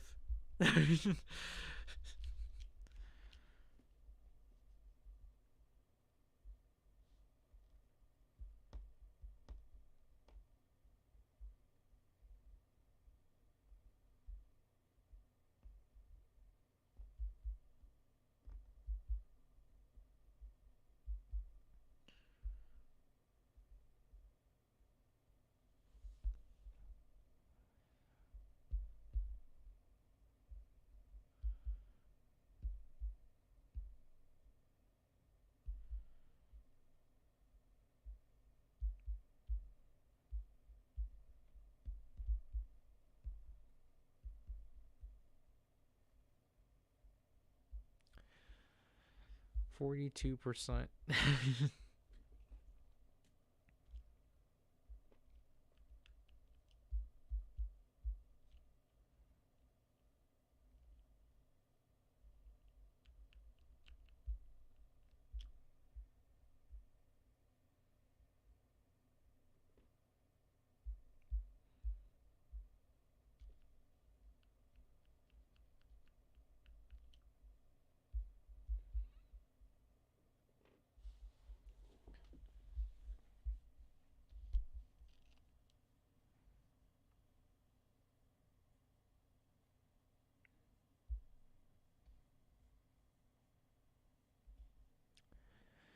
%56.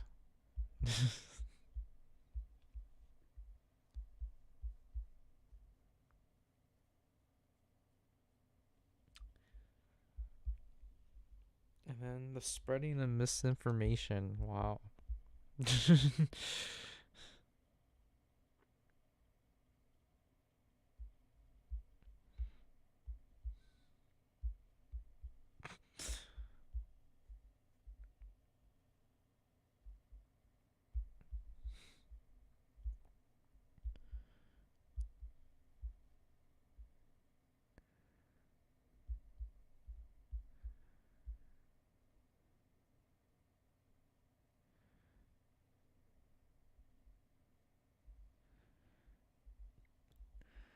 We're almost there.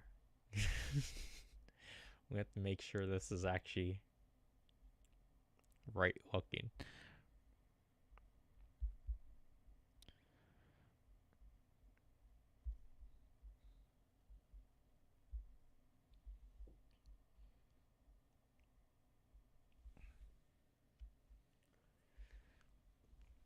We're almost 5% there.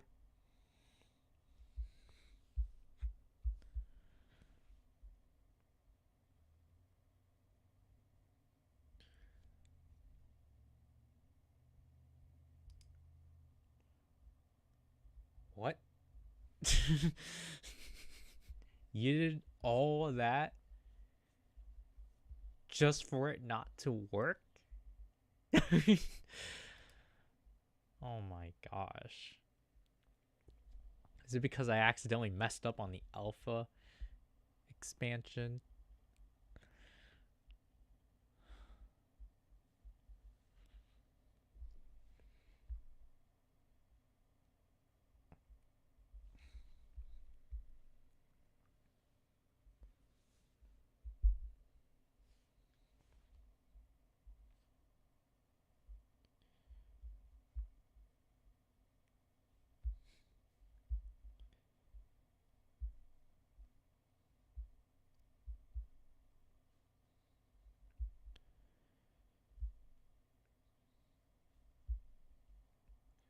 It's at least quicker now.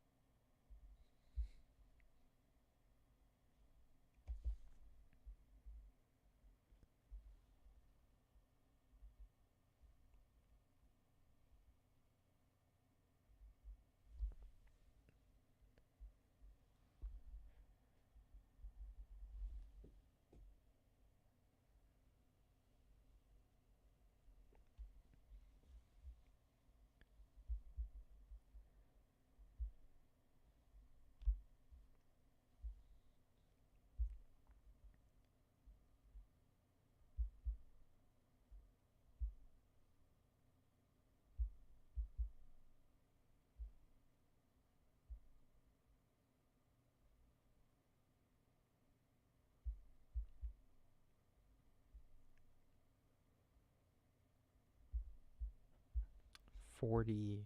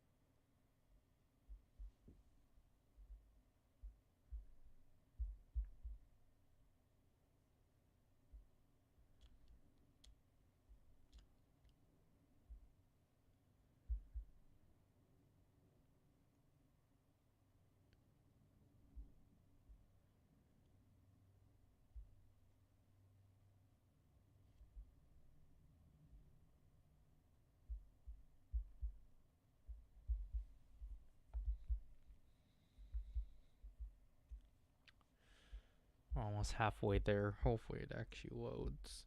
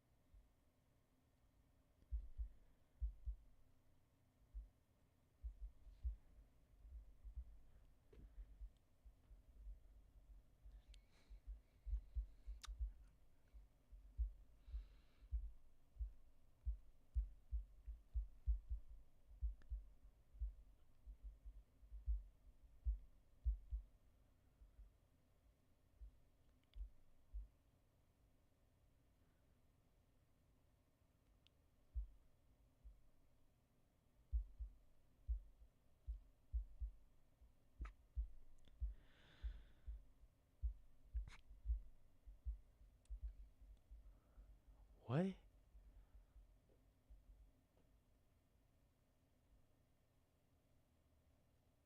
What do you mean?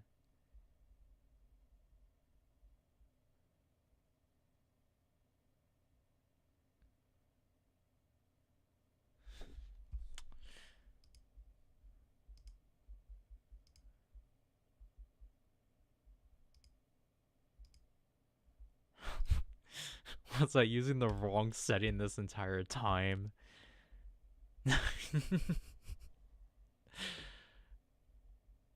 I think I might have. Oh my gosh, this is really bad.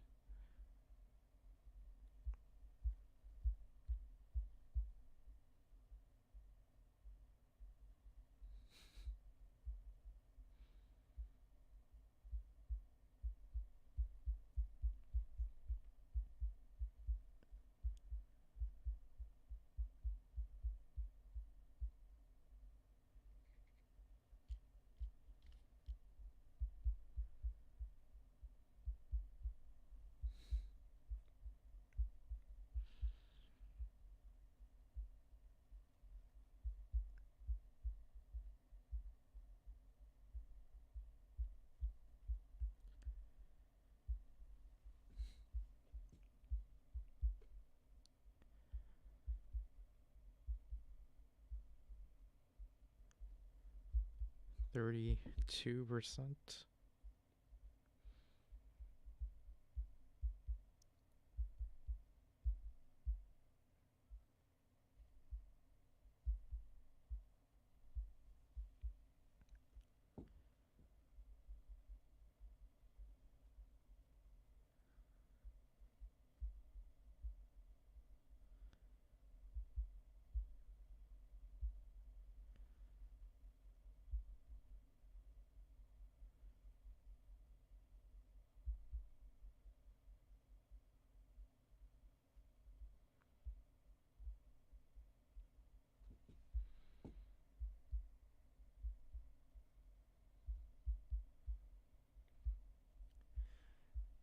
This better be the reason, or this better be the option.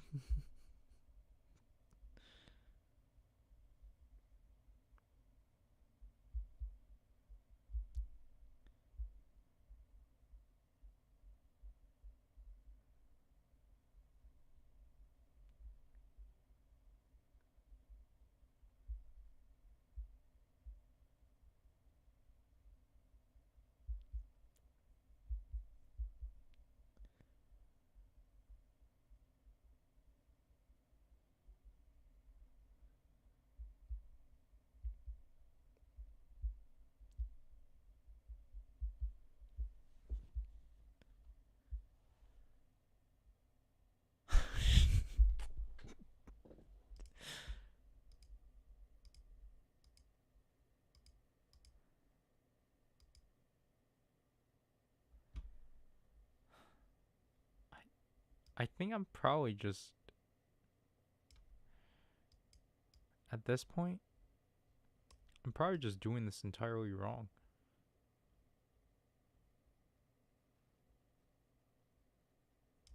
Also, I didn't need to do that entire thing. Just entire duration, but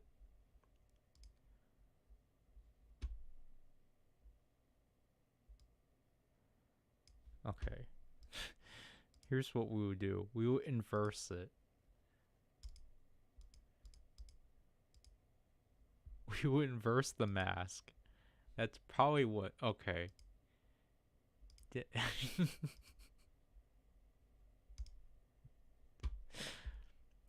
That's what we were supposed to do. Oh gosh. But because now it can actually be able to detect the area. And it will be shorter.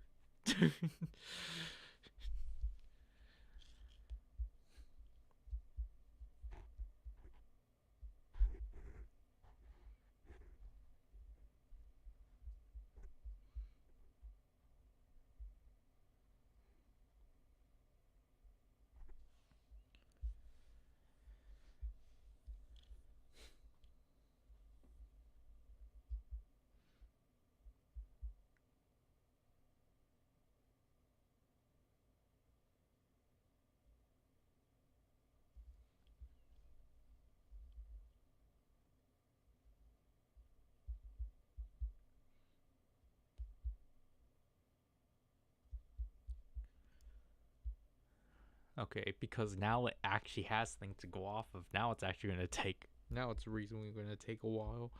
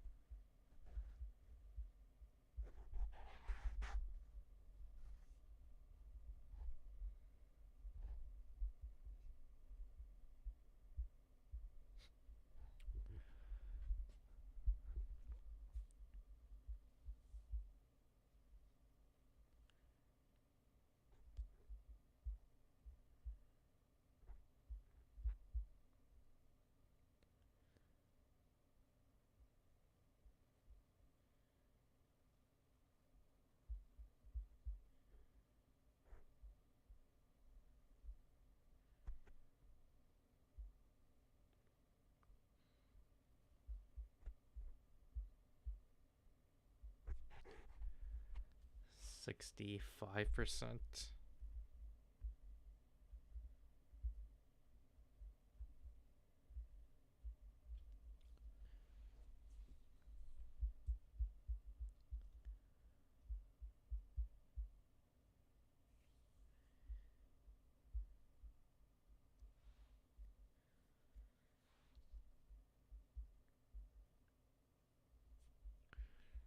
We're almost there.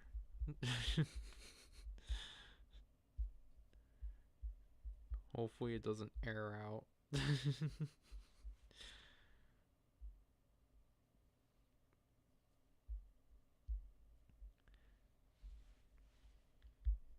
uh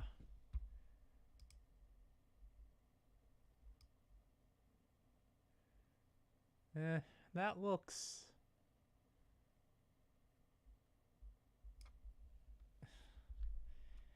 it looks all right.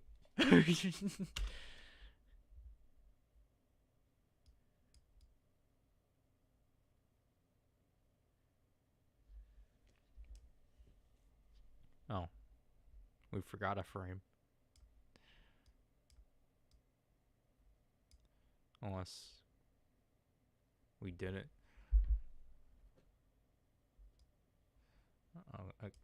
Let's let it render. That's why it's struggling.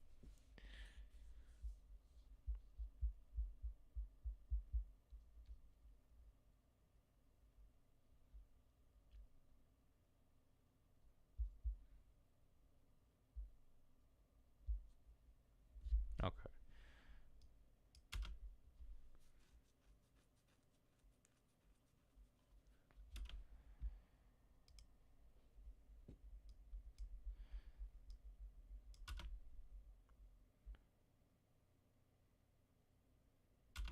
See, what I don't get is how come with this off it doesn't, like, I'm more interested into how it made this. Like, what did this have to be based off of? Because it was clearly off of the handle. But it's really interesting.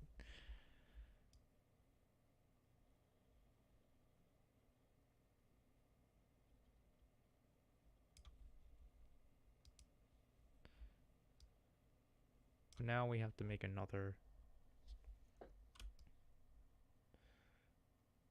I think we have to do another layer because I don't think it'll allow us to do two.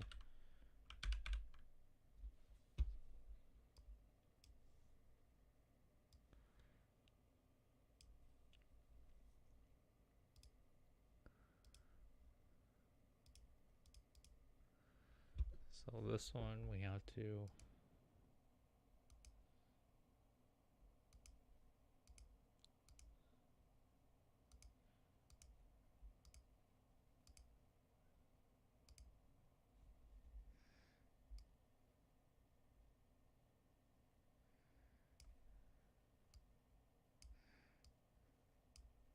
We'll just do that.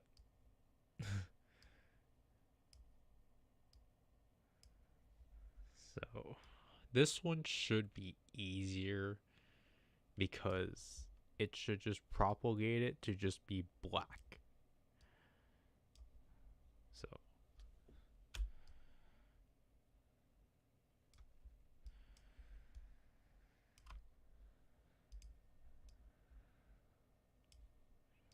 we'll get rid of this too. Okay.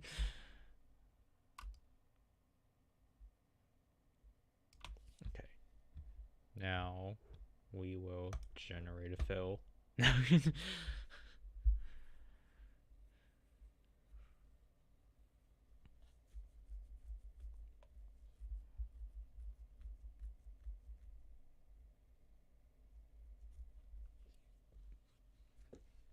After, oh, I think we're gonna have to wait.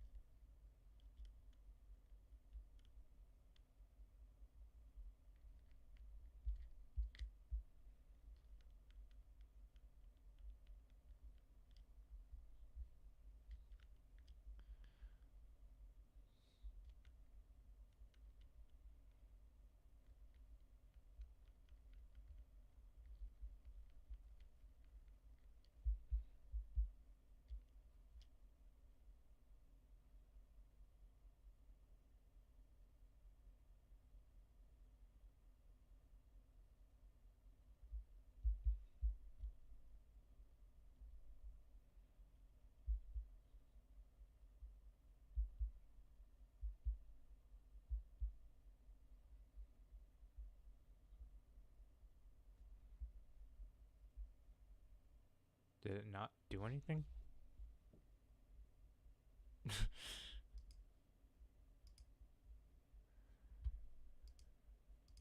This is not blank.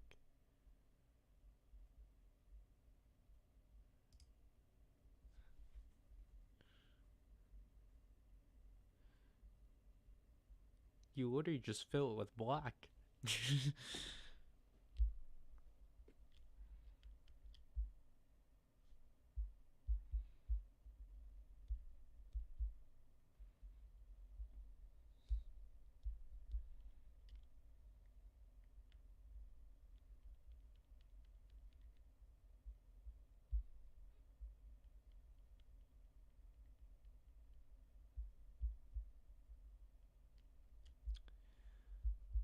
Please actually work.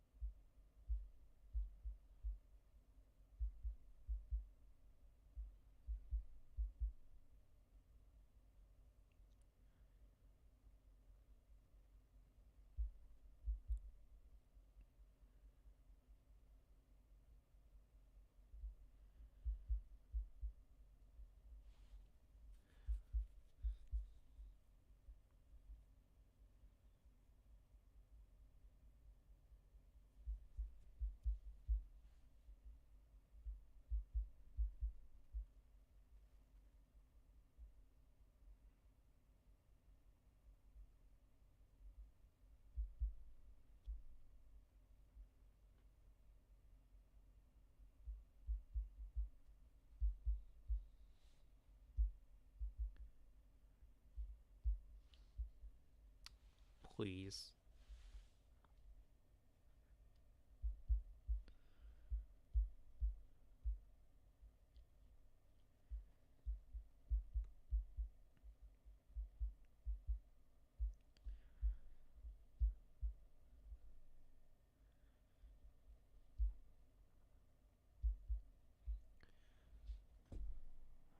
What do you mean?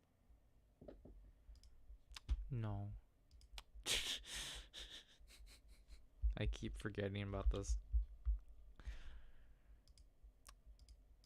Second time in a row. Just invert the mask.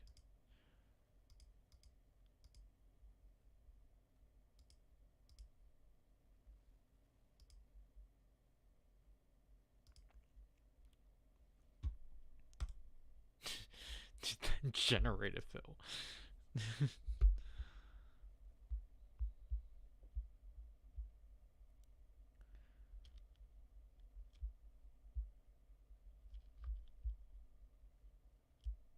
What the heck?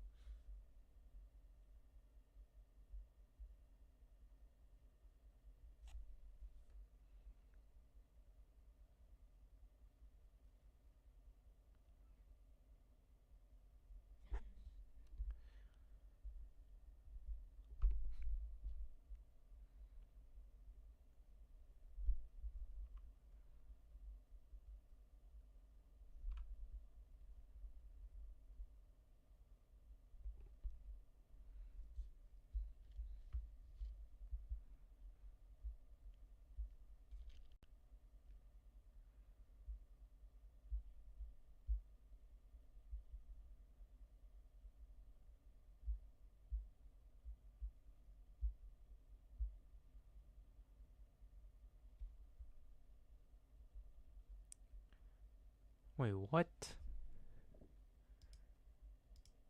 But you already have.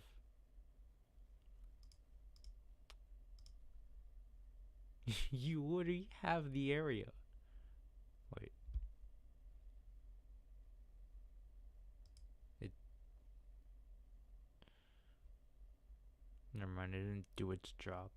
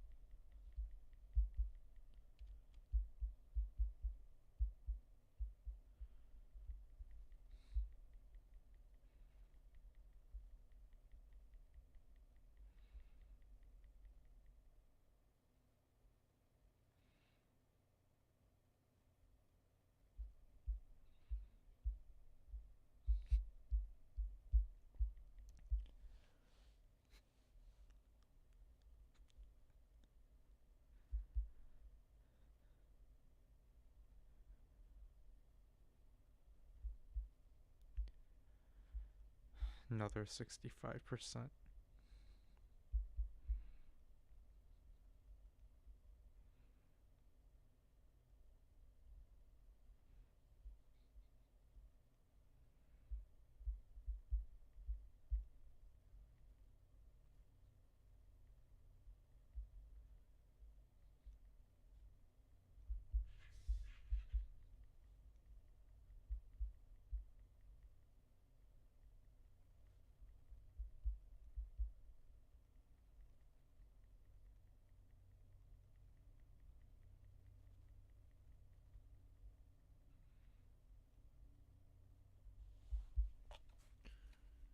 Okay, it's 100%. Okay, this one actually went through, so I just picked the wrong object. Or I picked the wrong option again.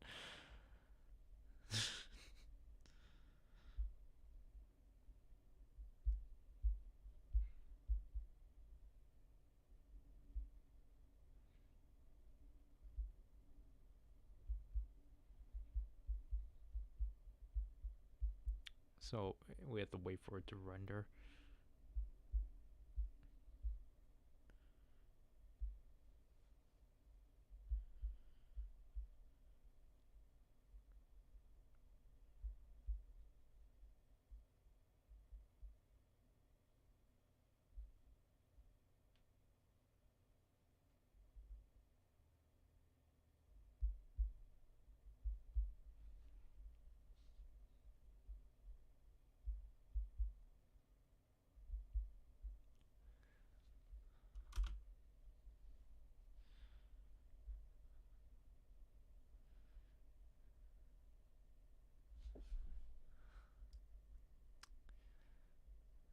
We forgot about the hand.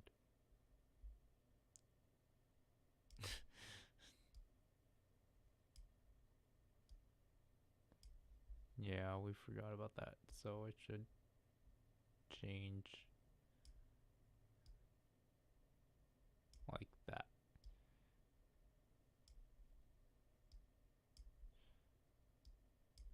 Hopefully that works. Well, I don't think that did. Yeah, that didn't do anything. So we have to have a mask path.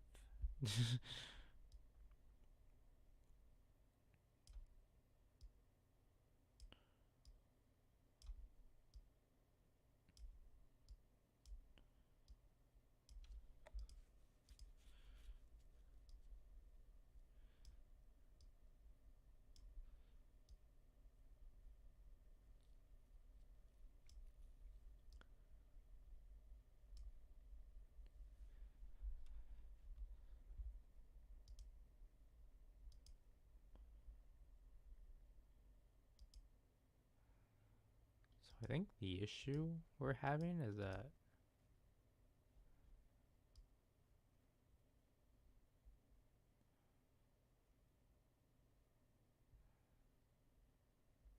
yeah, for some reason this is not.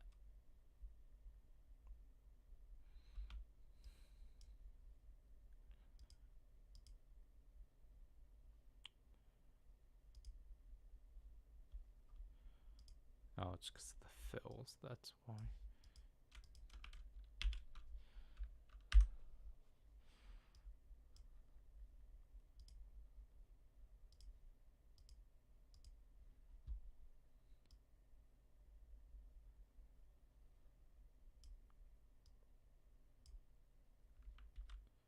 Could it potentially be?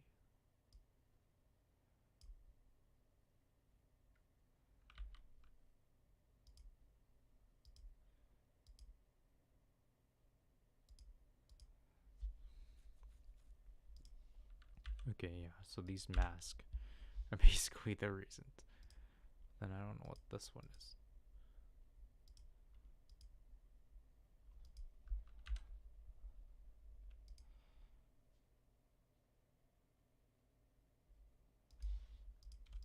No way we can just simply.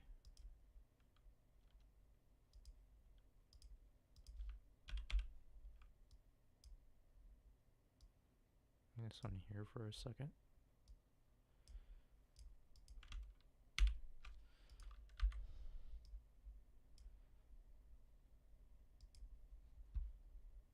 To just be the mask for this.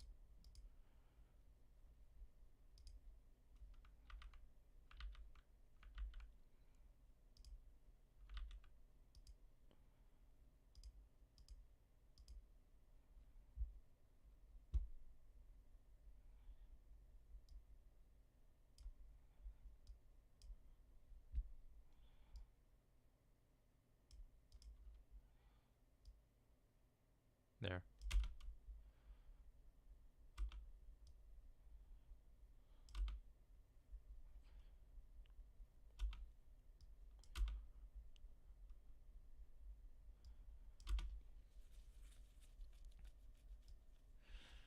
So there, we cleared this out and such. Also, so then I could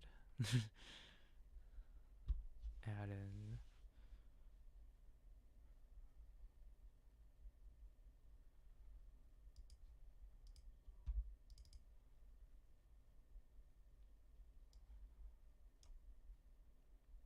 my watermark.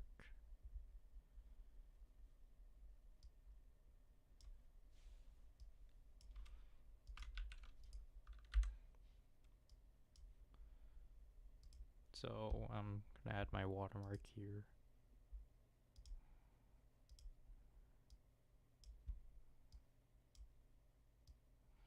Though we have to kind of make it blend in.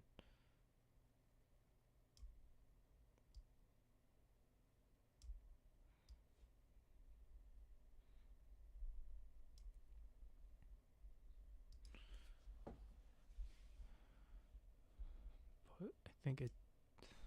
Okay, technically it's higher, so.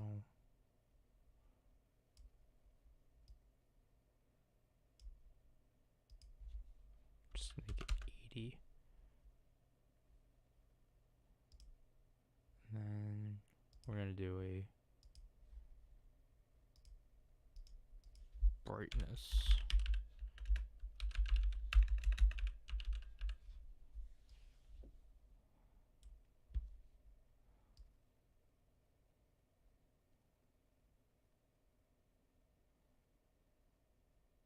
negative 120.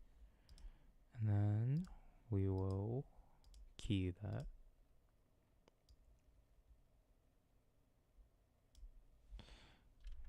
Might as well put the contrast too, to be like negative 50.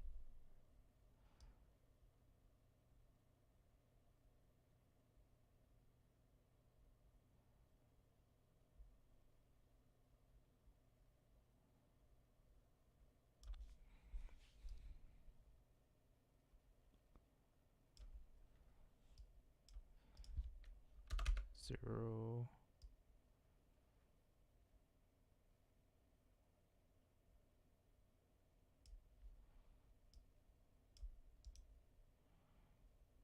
Doesn't look that good because it's still like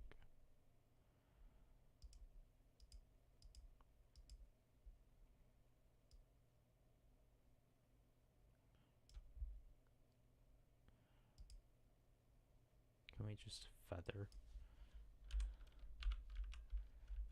No.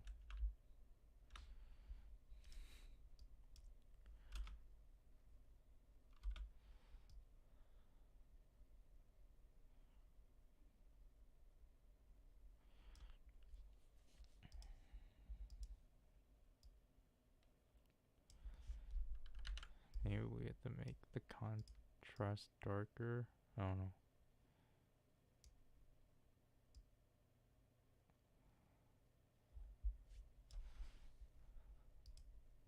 Use what?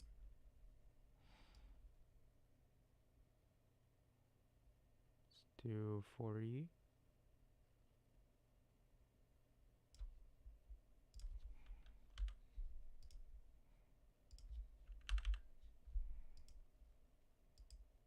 Position.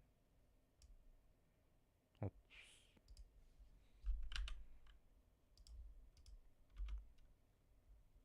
Yeah, I think that looks better.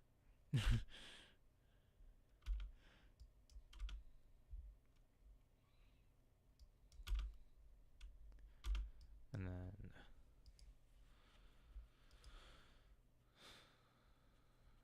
you watch through this again. Jeez.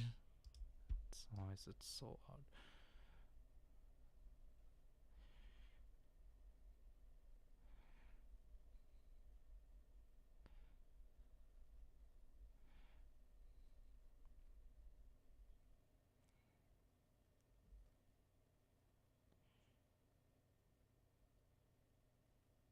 Can we like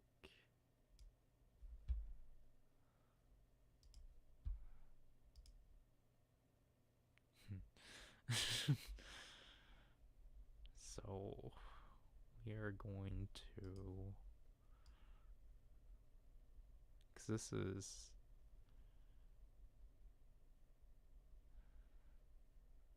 so this is an entire second.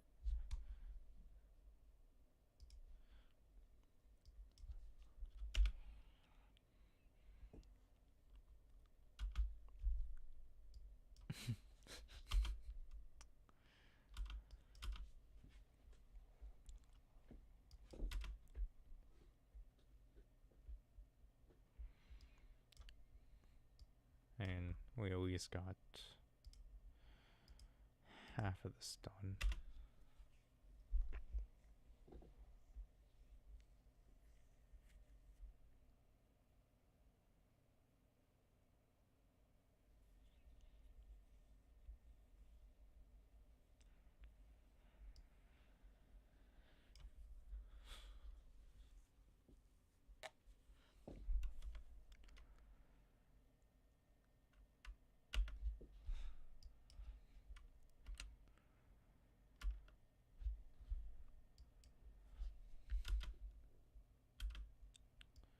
I'm just trying to figure out how we were gonna do this.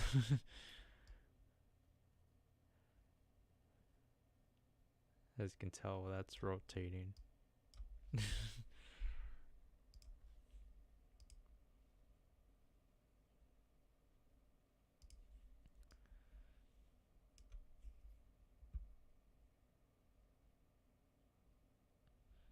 we're gonna mute that. We are going to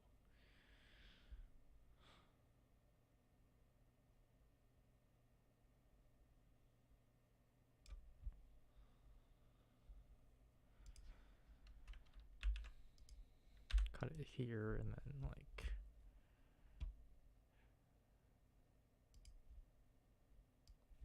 I should probably just show that.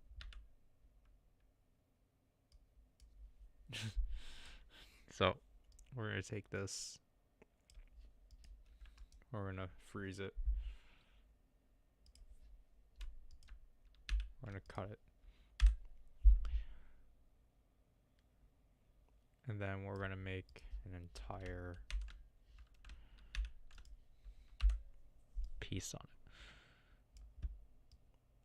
it, because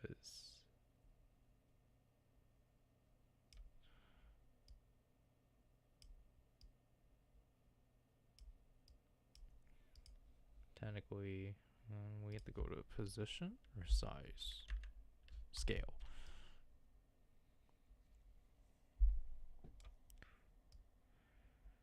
So we have to basically put it somewhere here, but at the same time we have to like burn it. Or we have to go to here and well, first of all we have to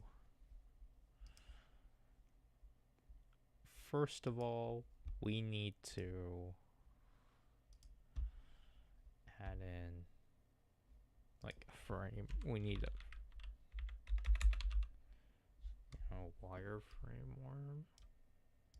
Is that what we want to do with it? Oh, we want to make an outline for it. Is that a channel thing? Generate? No. Audio spectrum. We want it to. We want an outline. Grid? Do we want a grid?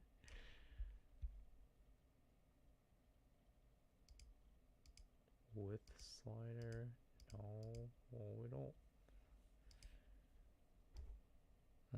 That's not what.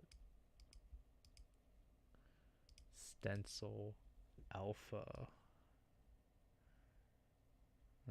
That's not really what we want. We don't want it to be overlaid either.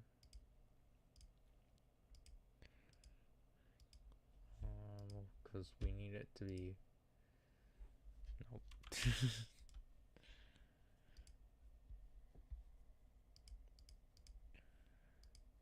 Alpha add. Nope. We need to.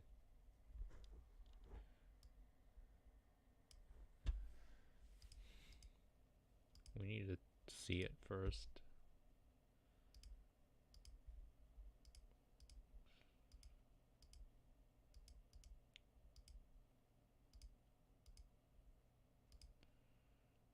Nope.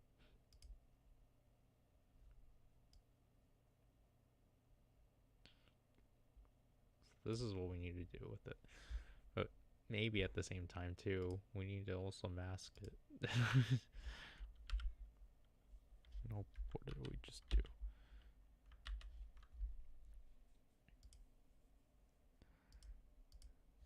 That order at the same time, we need to like get a mask, or we just need to mask it. So we can get rid of as much white as possible.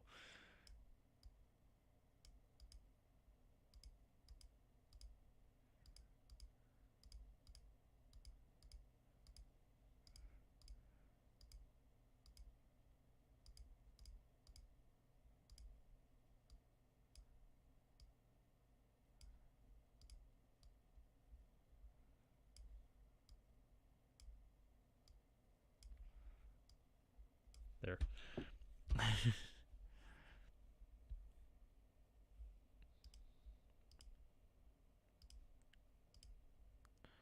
Divide, nope. Subtract, no. Classic difference. Fine edges? I think that's what we want. I think we want fine edges. Vivid white. Linear white. What did I just do? Hard white. Color dodge. Well, alright, so first of all, let's just feather this.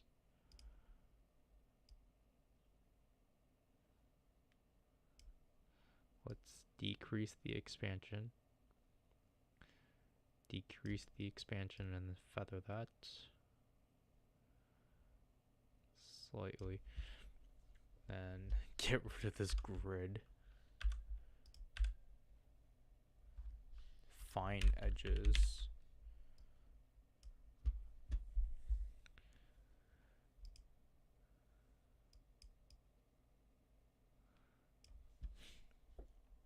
Okay. I'm gonna put that there.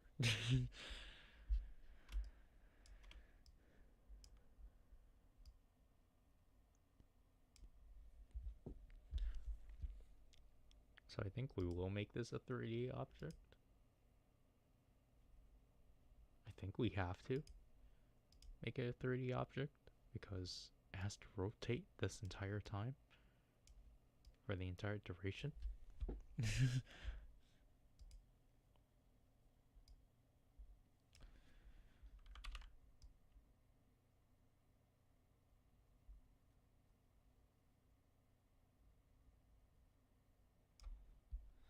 So, and go from here, and then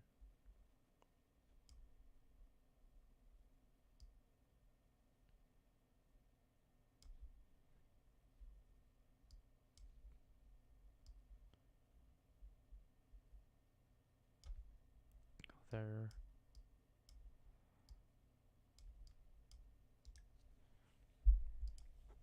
Easy. Ease. We will just apply the brightness and contrast again here.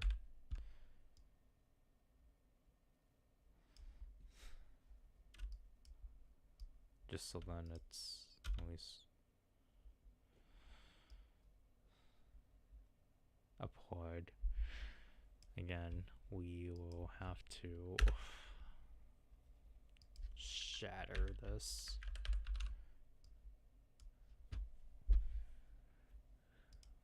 Render. So we will have to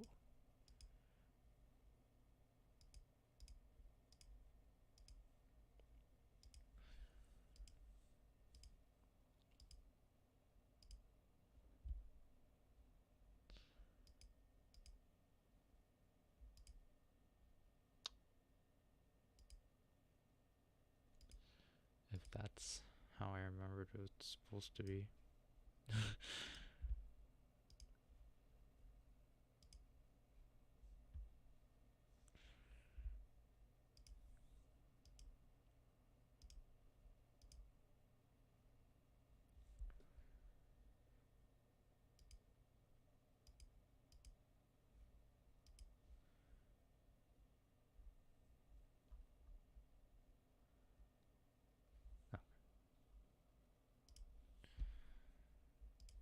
So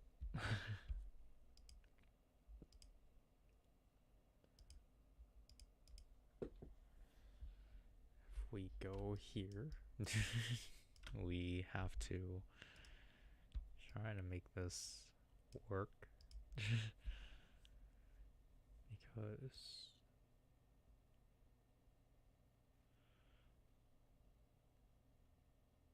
turns out it was not a camera position. Let's fix that first because we need to actually see how this is coming out as. Is it the physics? No. We need to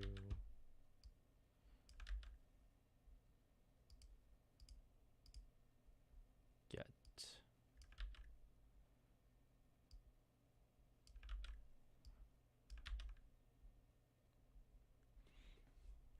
need to get gravity. No. We need to separate these two.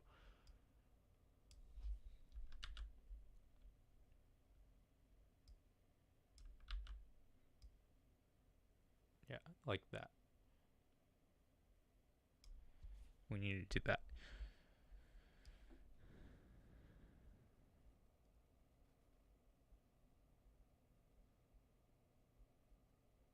And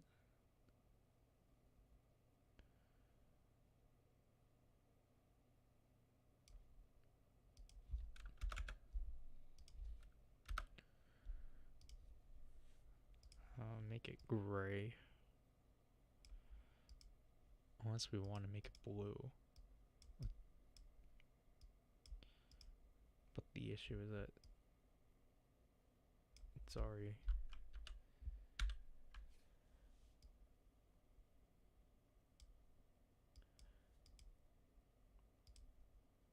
Oh, whoops.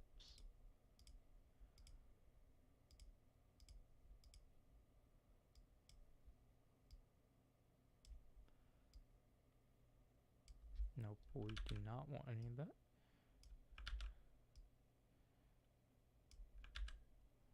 Oops. That's not doing anything. We do not want...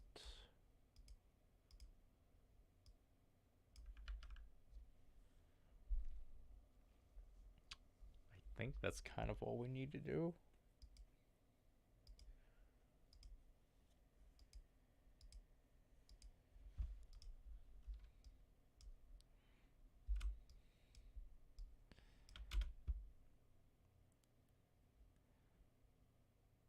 I don't know why it's doing that. Why is it just rocking back and forth?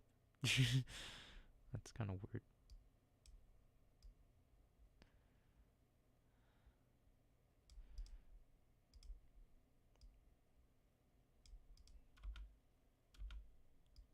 Oh, no wonder why I ignored what I chose, what I made it do. Yeah, it just ignored it completely. Wow.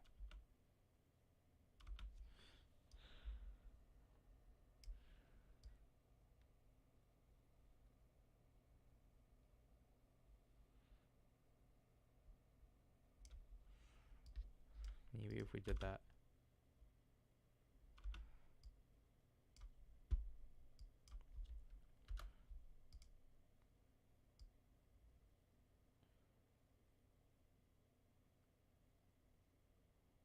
There.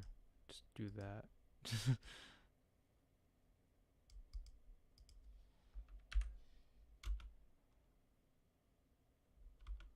Yeah, because it's just oddly, like, swinging now.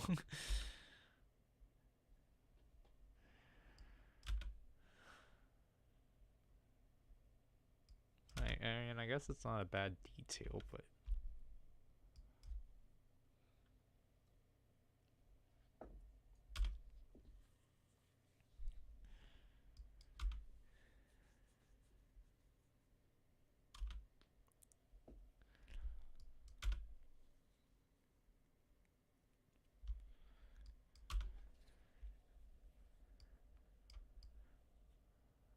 There's definitely more we could do with it, but, like, I can't really... I think it's just due to these settings that we can't do anything much with it, but, like...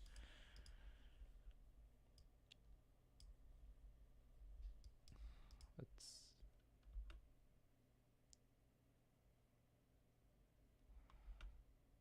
Maybe we should put this at the bottom. Yeah.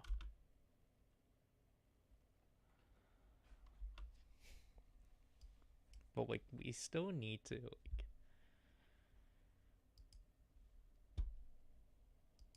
Find edges isn't doing what I wanted it to do.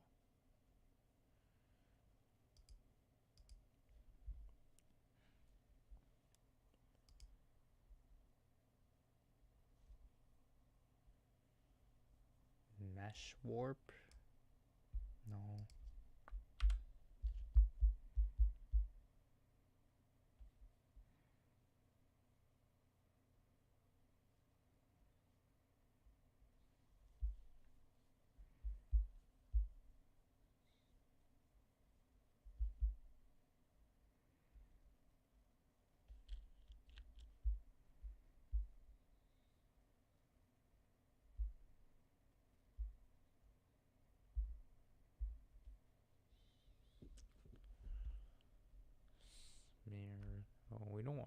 these.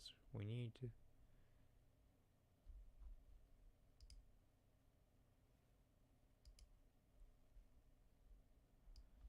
brush strokes? I don't think that's what we want.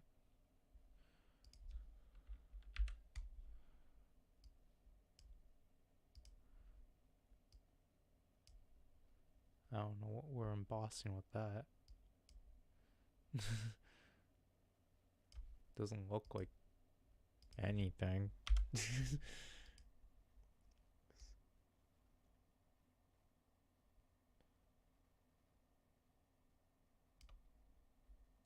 it looks like now this effect isn't doing anything.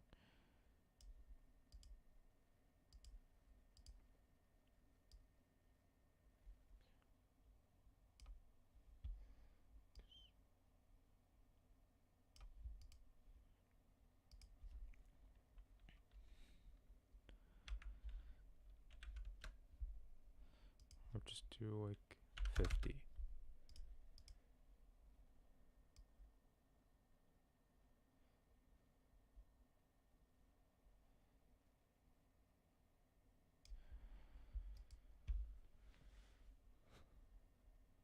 Glow. Texturize. Is that what we want? Doesn't look like it's doing anything.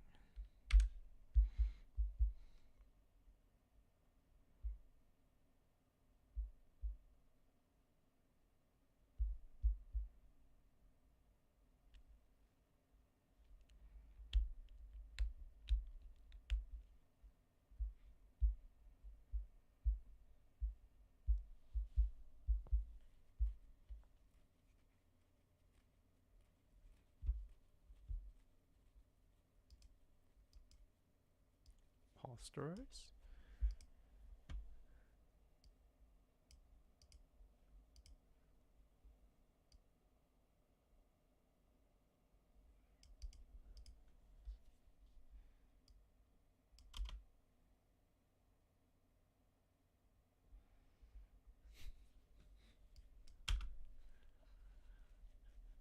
I don't know, cause like I technically should have a way of extending this more, but it's like I don't know, it's not allowing me.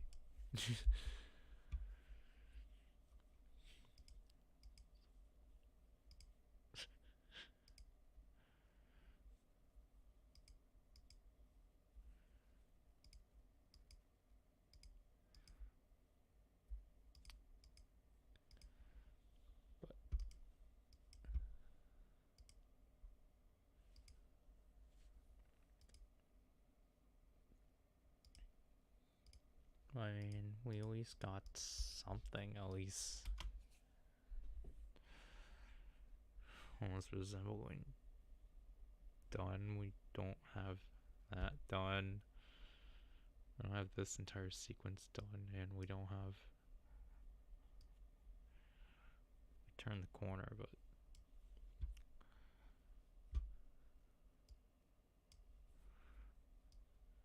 it's the logo.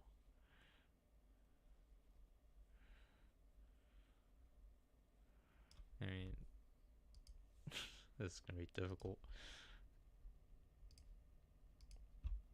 Because I do have...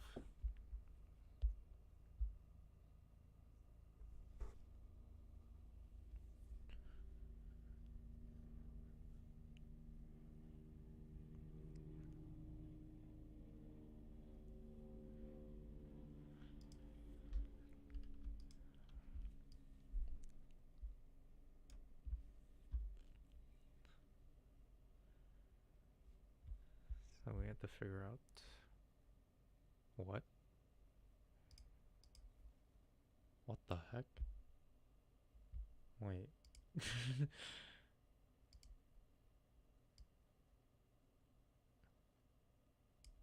Oh. Wait. Just because I'm not... so just because they're too zoomed in. So... I don't know how we're gonna do this. So...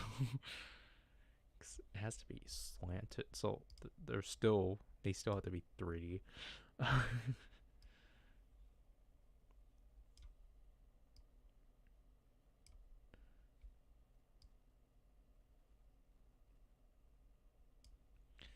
like, what I was thinking is that we were gonna just combine these two like so.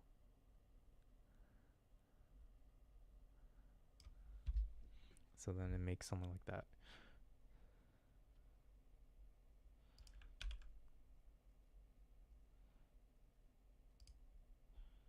So just make this one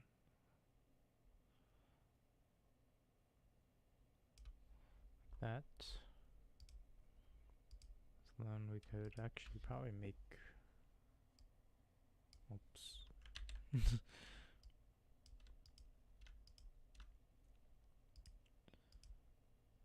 Because then these two can probably be pre-composed.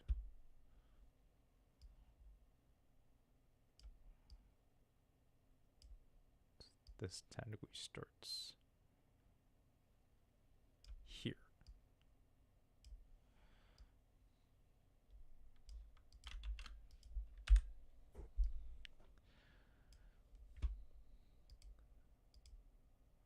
So on the scale works. And then we need to add a gradient.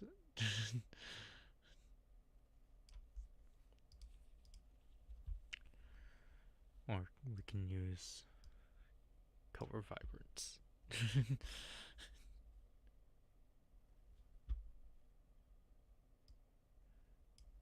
Unless these do not accept it for some reason, which is kind of weird. Which means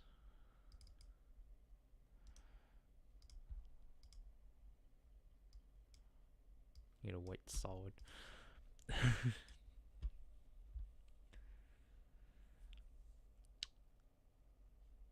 Do we also need a solid for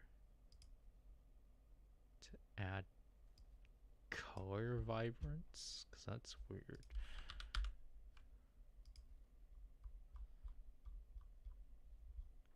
Take a black solid and add a 4, just add a gradient.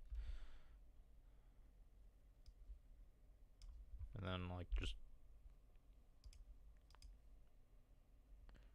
overlay. No, that's not doing anything. Screen. Okay, yeah, screening is what we're gonna have to do. So oh. Okay. We might have to do that with because if we get rid of this, it doesn't work. That is quite interesting. So we might actually have to rip this out of here. Okay, so we're gonna have to take this out of this sequence to put it up here. Oops. So then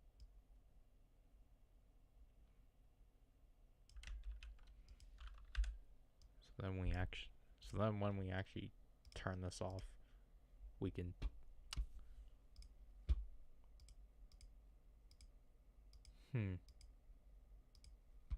yeah, that's actually not good.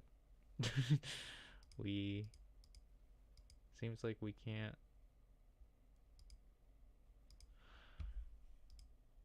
Huh.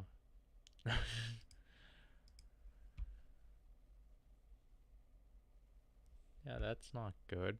So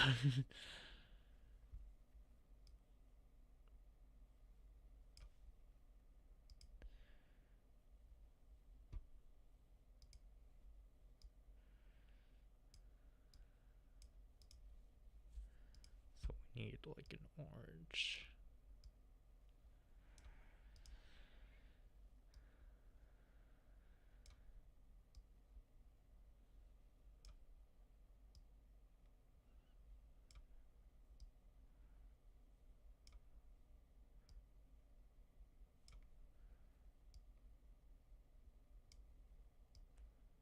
we do not need these points. We just need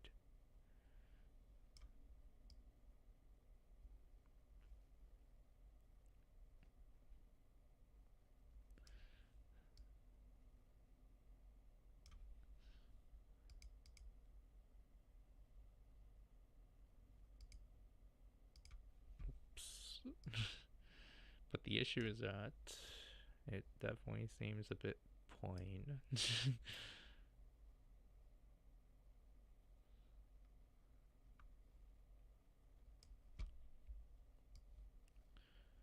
is why the top half and the bottom half need to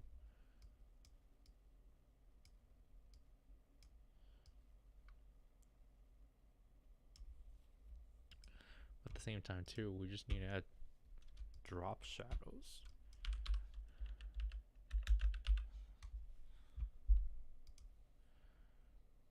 We need a drop shadow.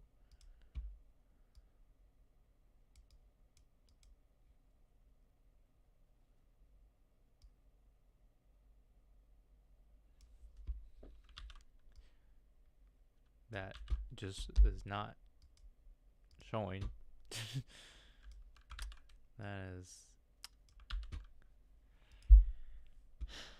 That's just great. So this drop shadow is just refusing to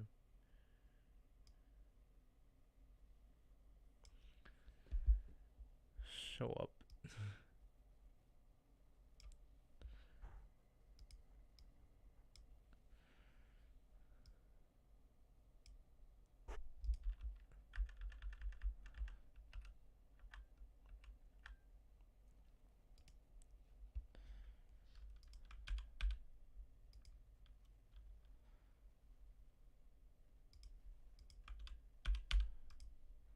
Alright, I guess you're not applying yourself.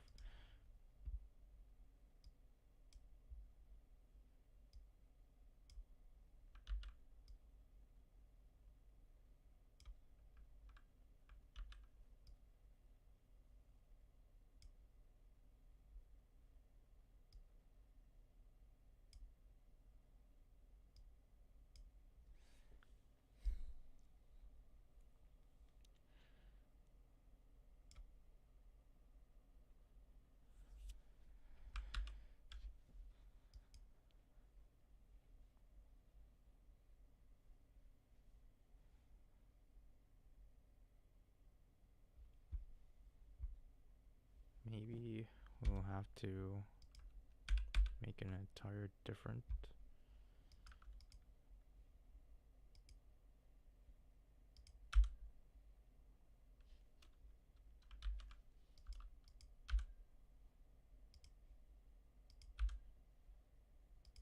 so this one can actually like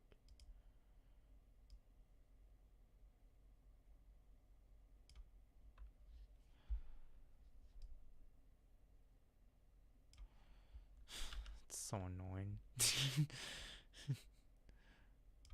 How this just doesn't want to work.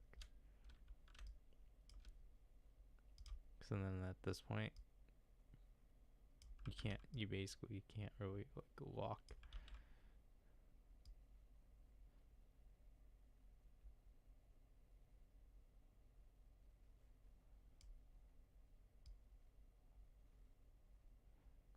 Because you can tell it's not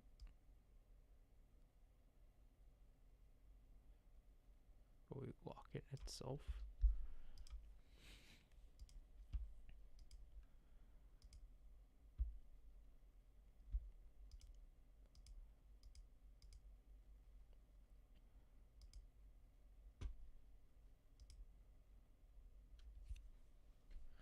But the issue is that we want this to lock towards this. Because you can tell it's not applying itself to the text itself. which means we most likely have to do an entirely new pre-comp.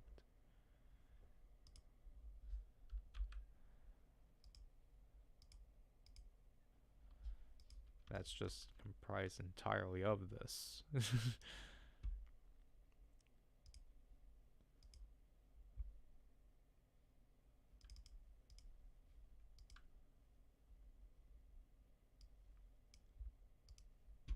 But then the issue we get is that then we're stuck with this white screen.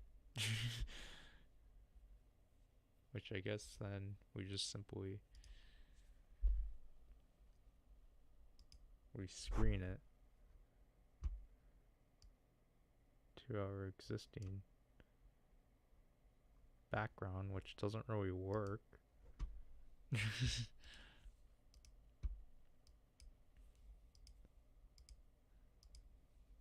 Because then we can barely see the text.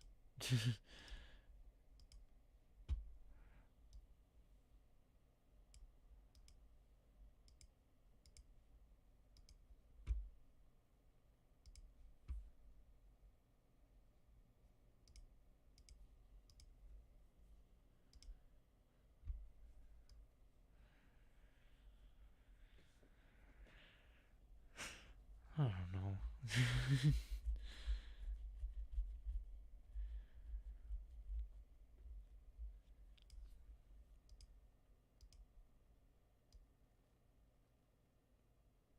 We need to move that there.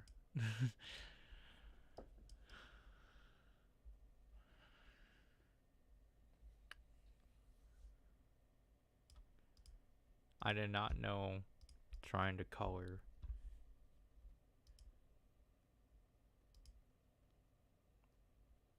trying to put color on PNGs will be this difficult.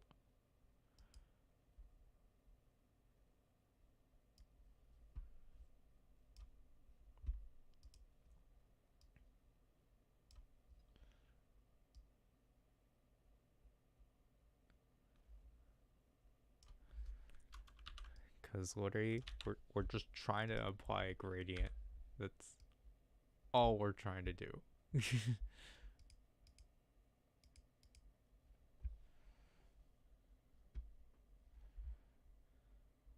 Because obviously we want the text in here to be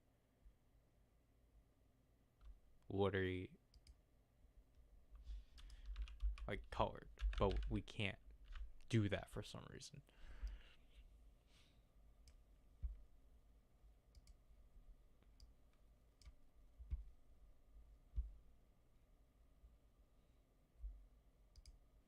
Unless this is probably what we have to do.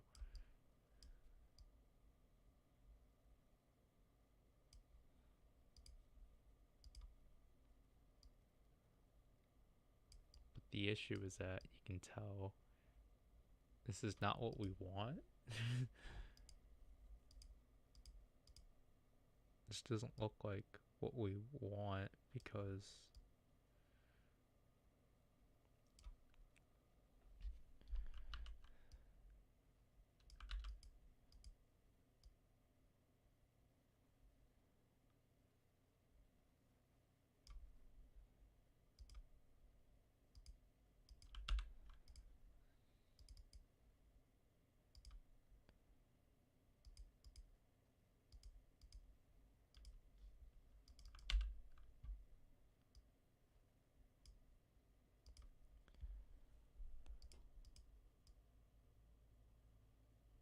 there.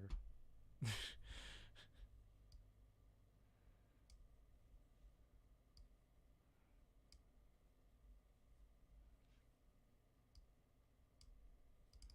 guess we need a more harsher orange.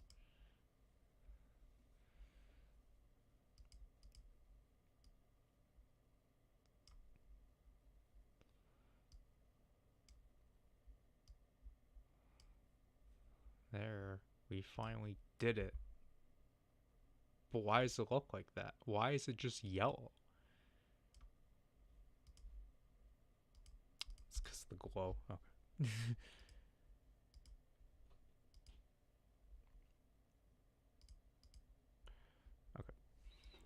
There. It doesn't look as good. Or it doesn't look as sharp.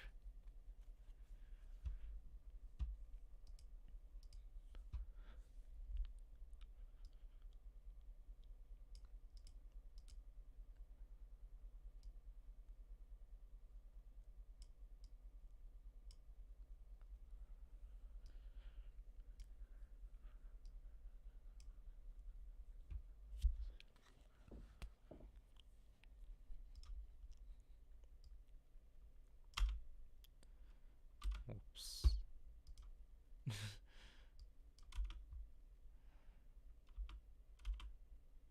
Like, obviously, when I'm done with this, we'll probably only just cut it up to here. So I'll just do that in advance. Because we do need...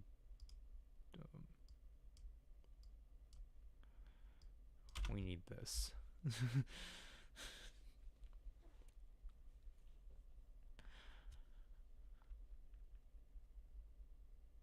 Yeah, then, like, I don't know how we're gonna fill this spot.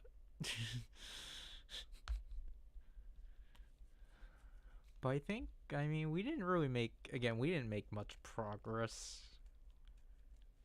But we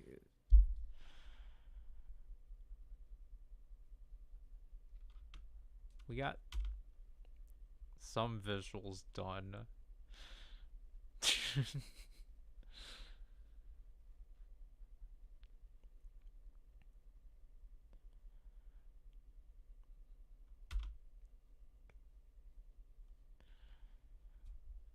again, with this,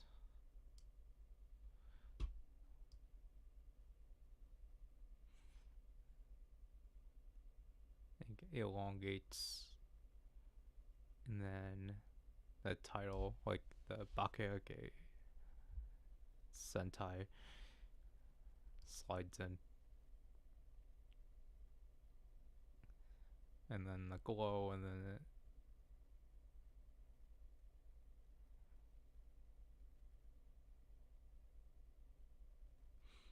the spinometer goes through. Maybe we would do the spinometer. But yeah, also there's just a lot of blurs in that text, but like here is just kind of bland. But yeah, and we're kind of working with what we can because we don't have anything that can provide us. But I kind of wish we were able to get more done in 3 hours, but we didn't. So that's unfortunate.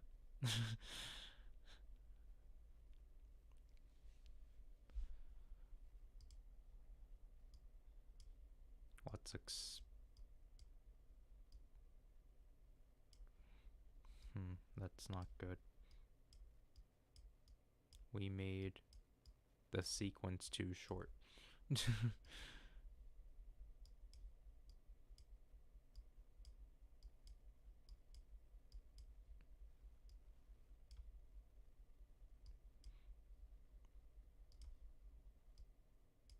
That is not good. The sequence is too short. Because this sequence is too short.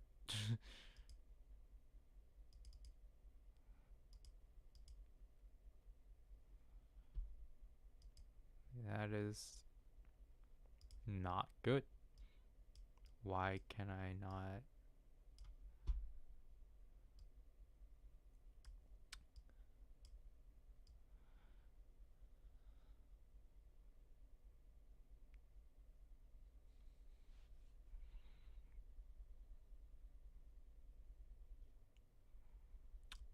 Whoop.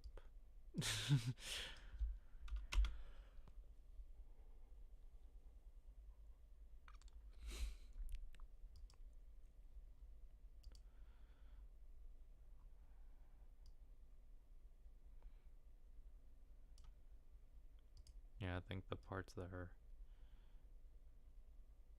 a blend are a blend.